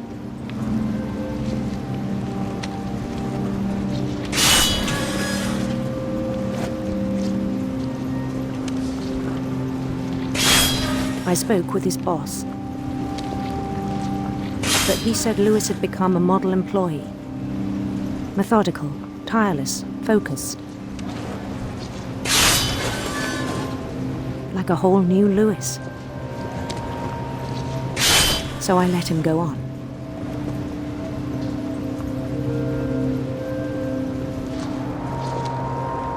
I even encouraged him.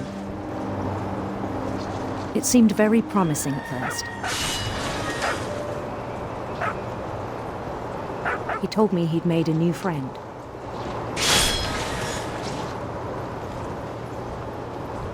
On the edge of a city he named Lewis Topia.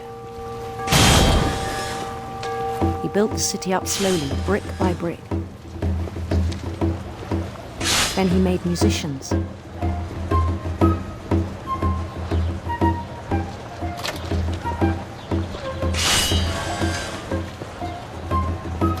And songs for them to play. He talked about starting a band.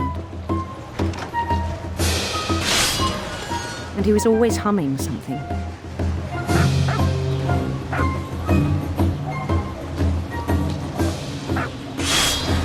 Every day his imagination grew stronger. He no longer spoke at the cannery. But his chopping was as reliable as ever. Then one day it struck him that all the cheering crowds, even the stones under his feet, were all in his imagination. So he could do whatever he wished.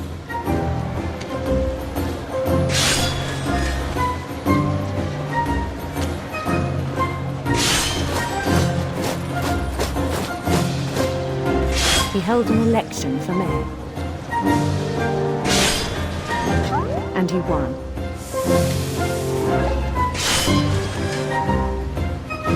They begged him to stay, but his mind was already wandering.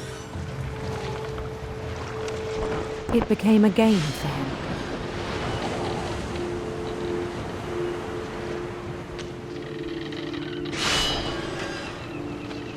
He'd conquer a city, then immediately push on.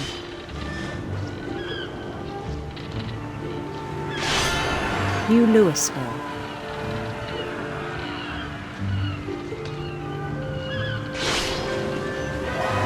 St. Louis. He started drifting away from our reality.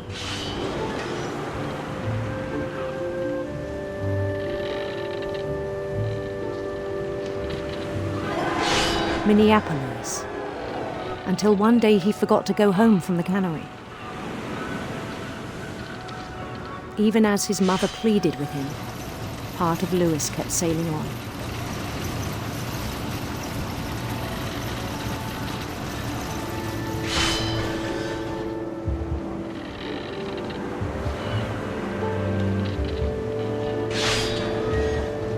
In Louisburg, he heard rumors of a handsome queen.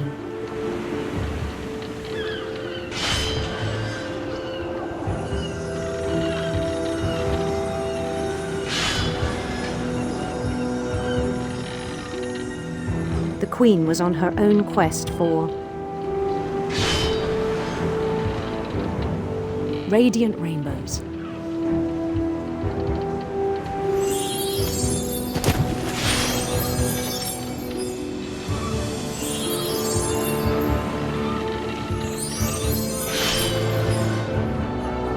He followed the sound of her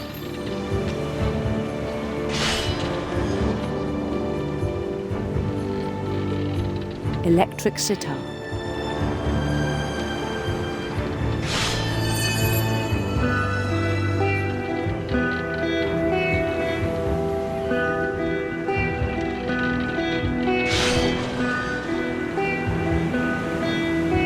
His chase led him to a golden palace east of the sun and west of the moon. Even then, his logic remained sound. He knew the world was all in his imagination.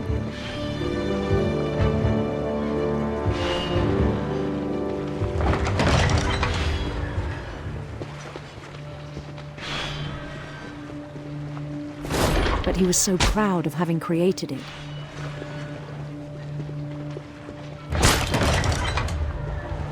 In his own eyes, he'd become something greater than a king.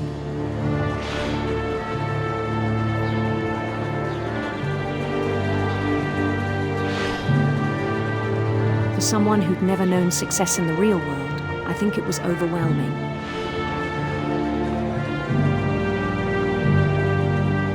And then it struck him that the real Louis was not the one chopping salmon, but the one climbing the steps of a golden palace.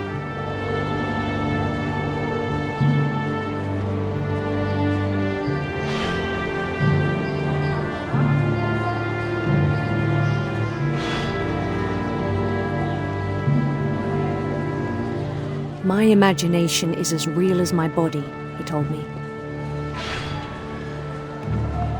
It was hard to argue with him.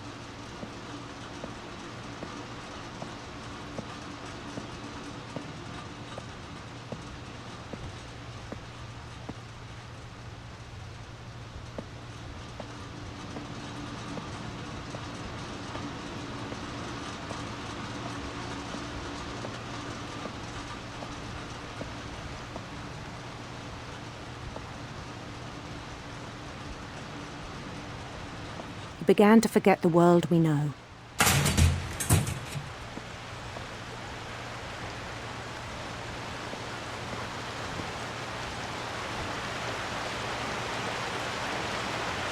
I think it pained him to remember Lewis, the cannery worker.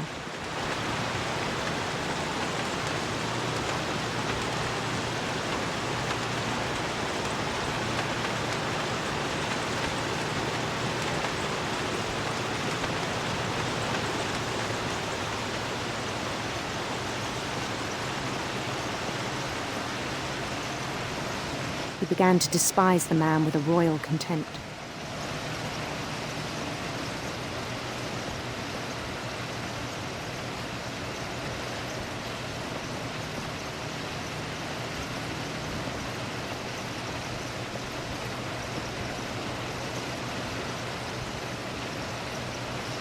I still thought I could save him.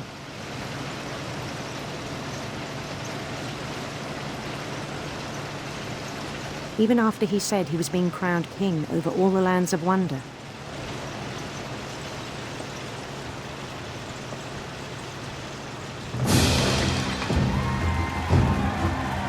The palace would be packed with his companions.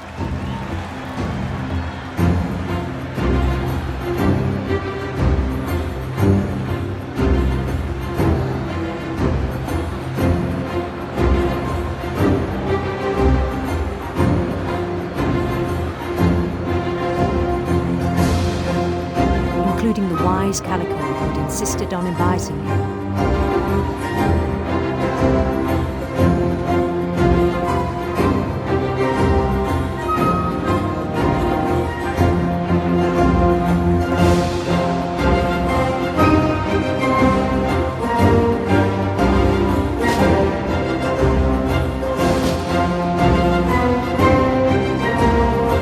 His queen waited, holding his crown.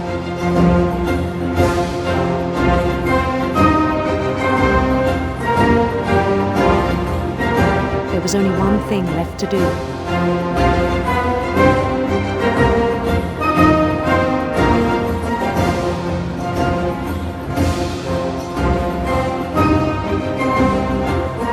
Bend down his head.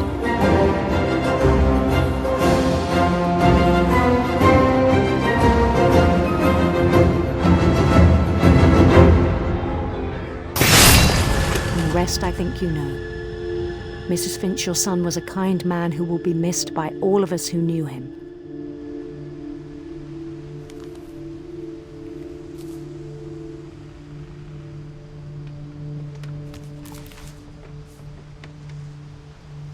My brother was really cool. I wish you could have met him.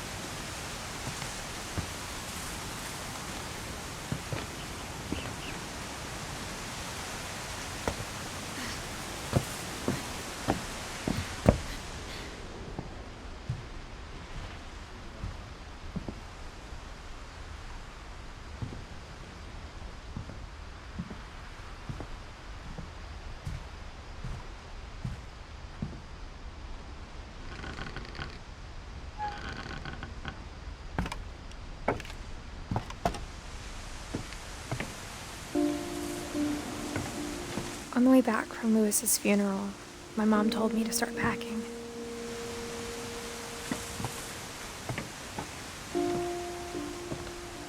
She waited until the day before we left to tell Edie. I'm not sure if she wanted to make it easier or harder.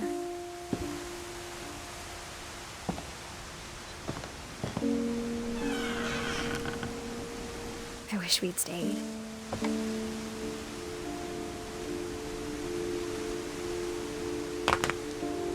But I understand why we left.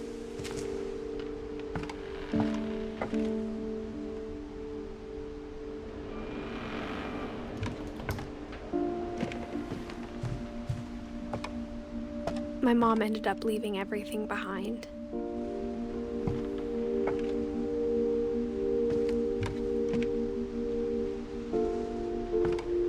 What happened that night had been coming for a long time. Maybe it should have come sooner.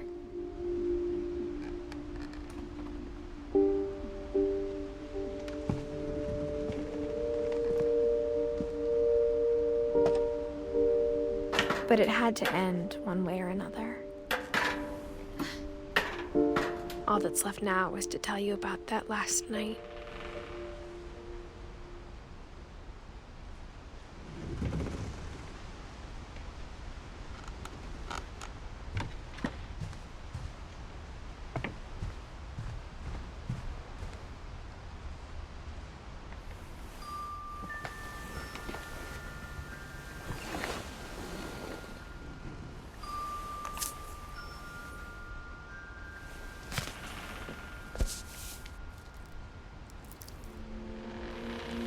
That whole last day, Edie just watched us pack and didn't say a word.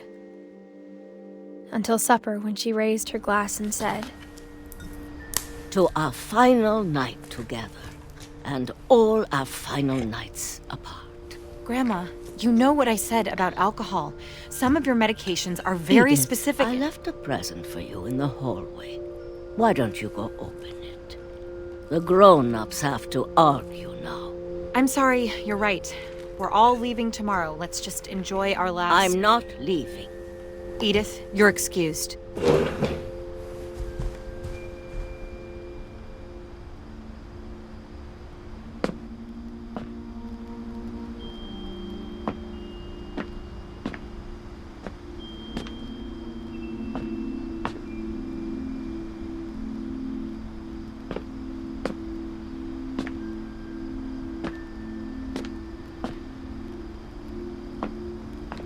The power had been shut off that morning, but Edie always had plenty of candles.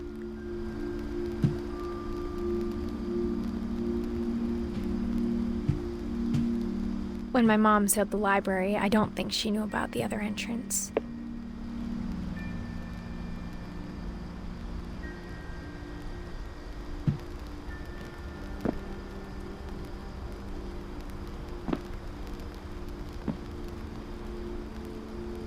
Or that Edie had a key to it.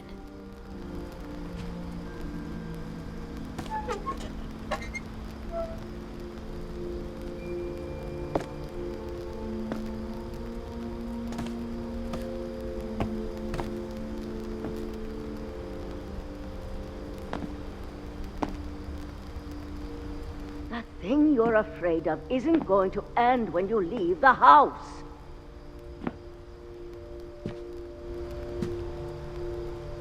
Edith has a right to know these stories. My children are dead because of your stories!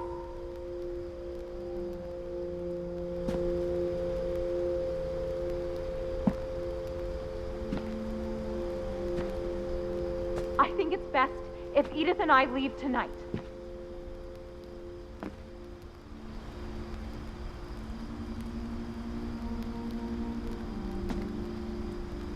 We'll have the nursing home send a van for you in the morning, okay?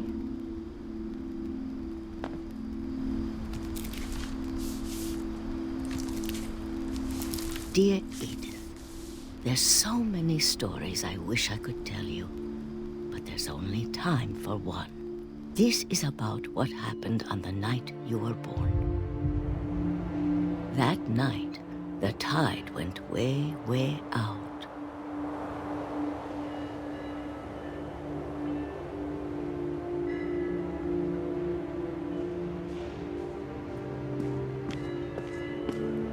It was the first and last time I ever saw the old house aground. There'd been an earthquake out in the middle of the ocean.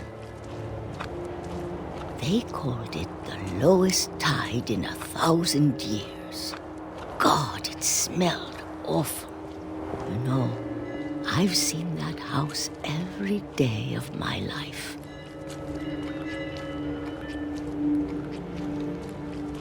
But I never thought I'd go back to it. When the fog rolled in, I lost my way.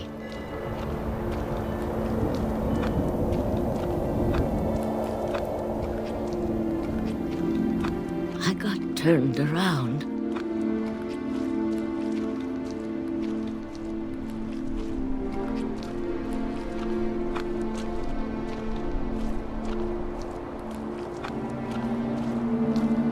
For a while, I wandered.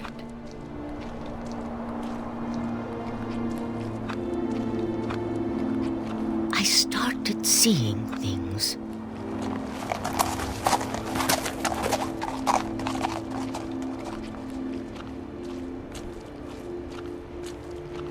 Things I'd forgotten had ever existed.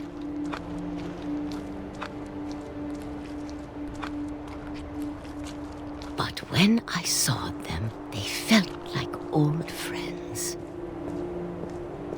That night, a lot of things came back to me. Or maybe I came back to them.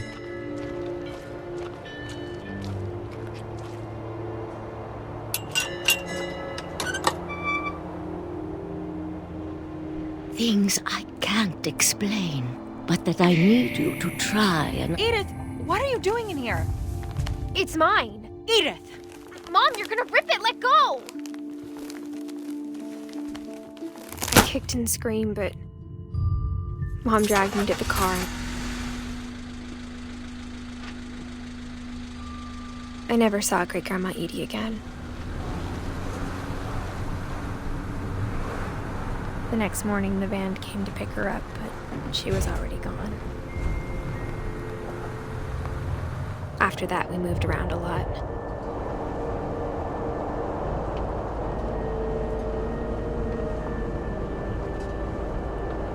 We both tried to make the best of it.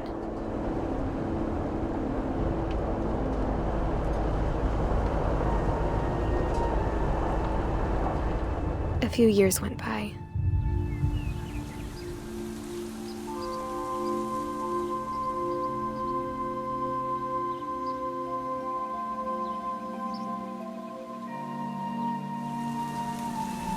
My mom didn't like to talk about it, but she started getting sick a lot. The rest happened pretty quickly.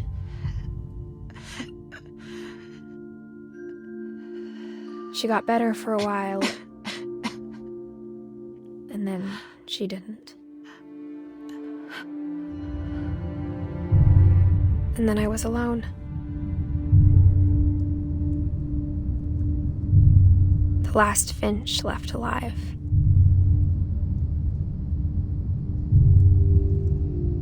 Until I found out about you. I'm still not sure what to tell you about all this.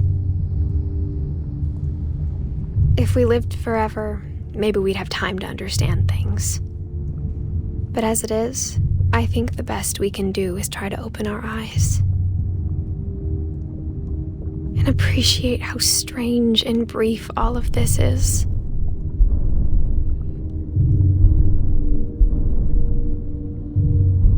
This journal was supposed to be for you.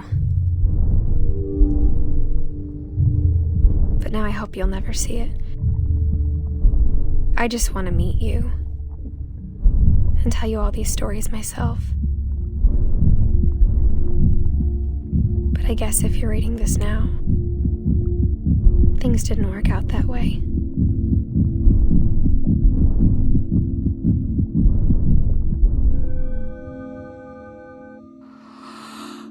This is where your story begins. I'm sorry I won't be there to see it. It's a lot to ask, But I don't want you to be sad that I'm gone. I want you to be amazed that any of us ever had a chance to be here at all. Good luck.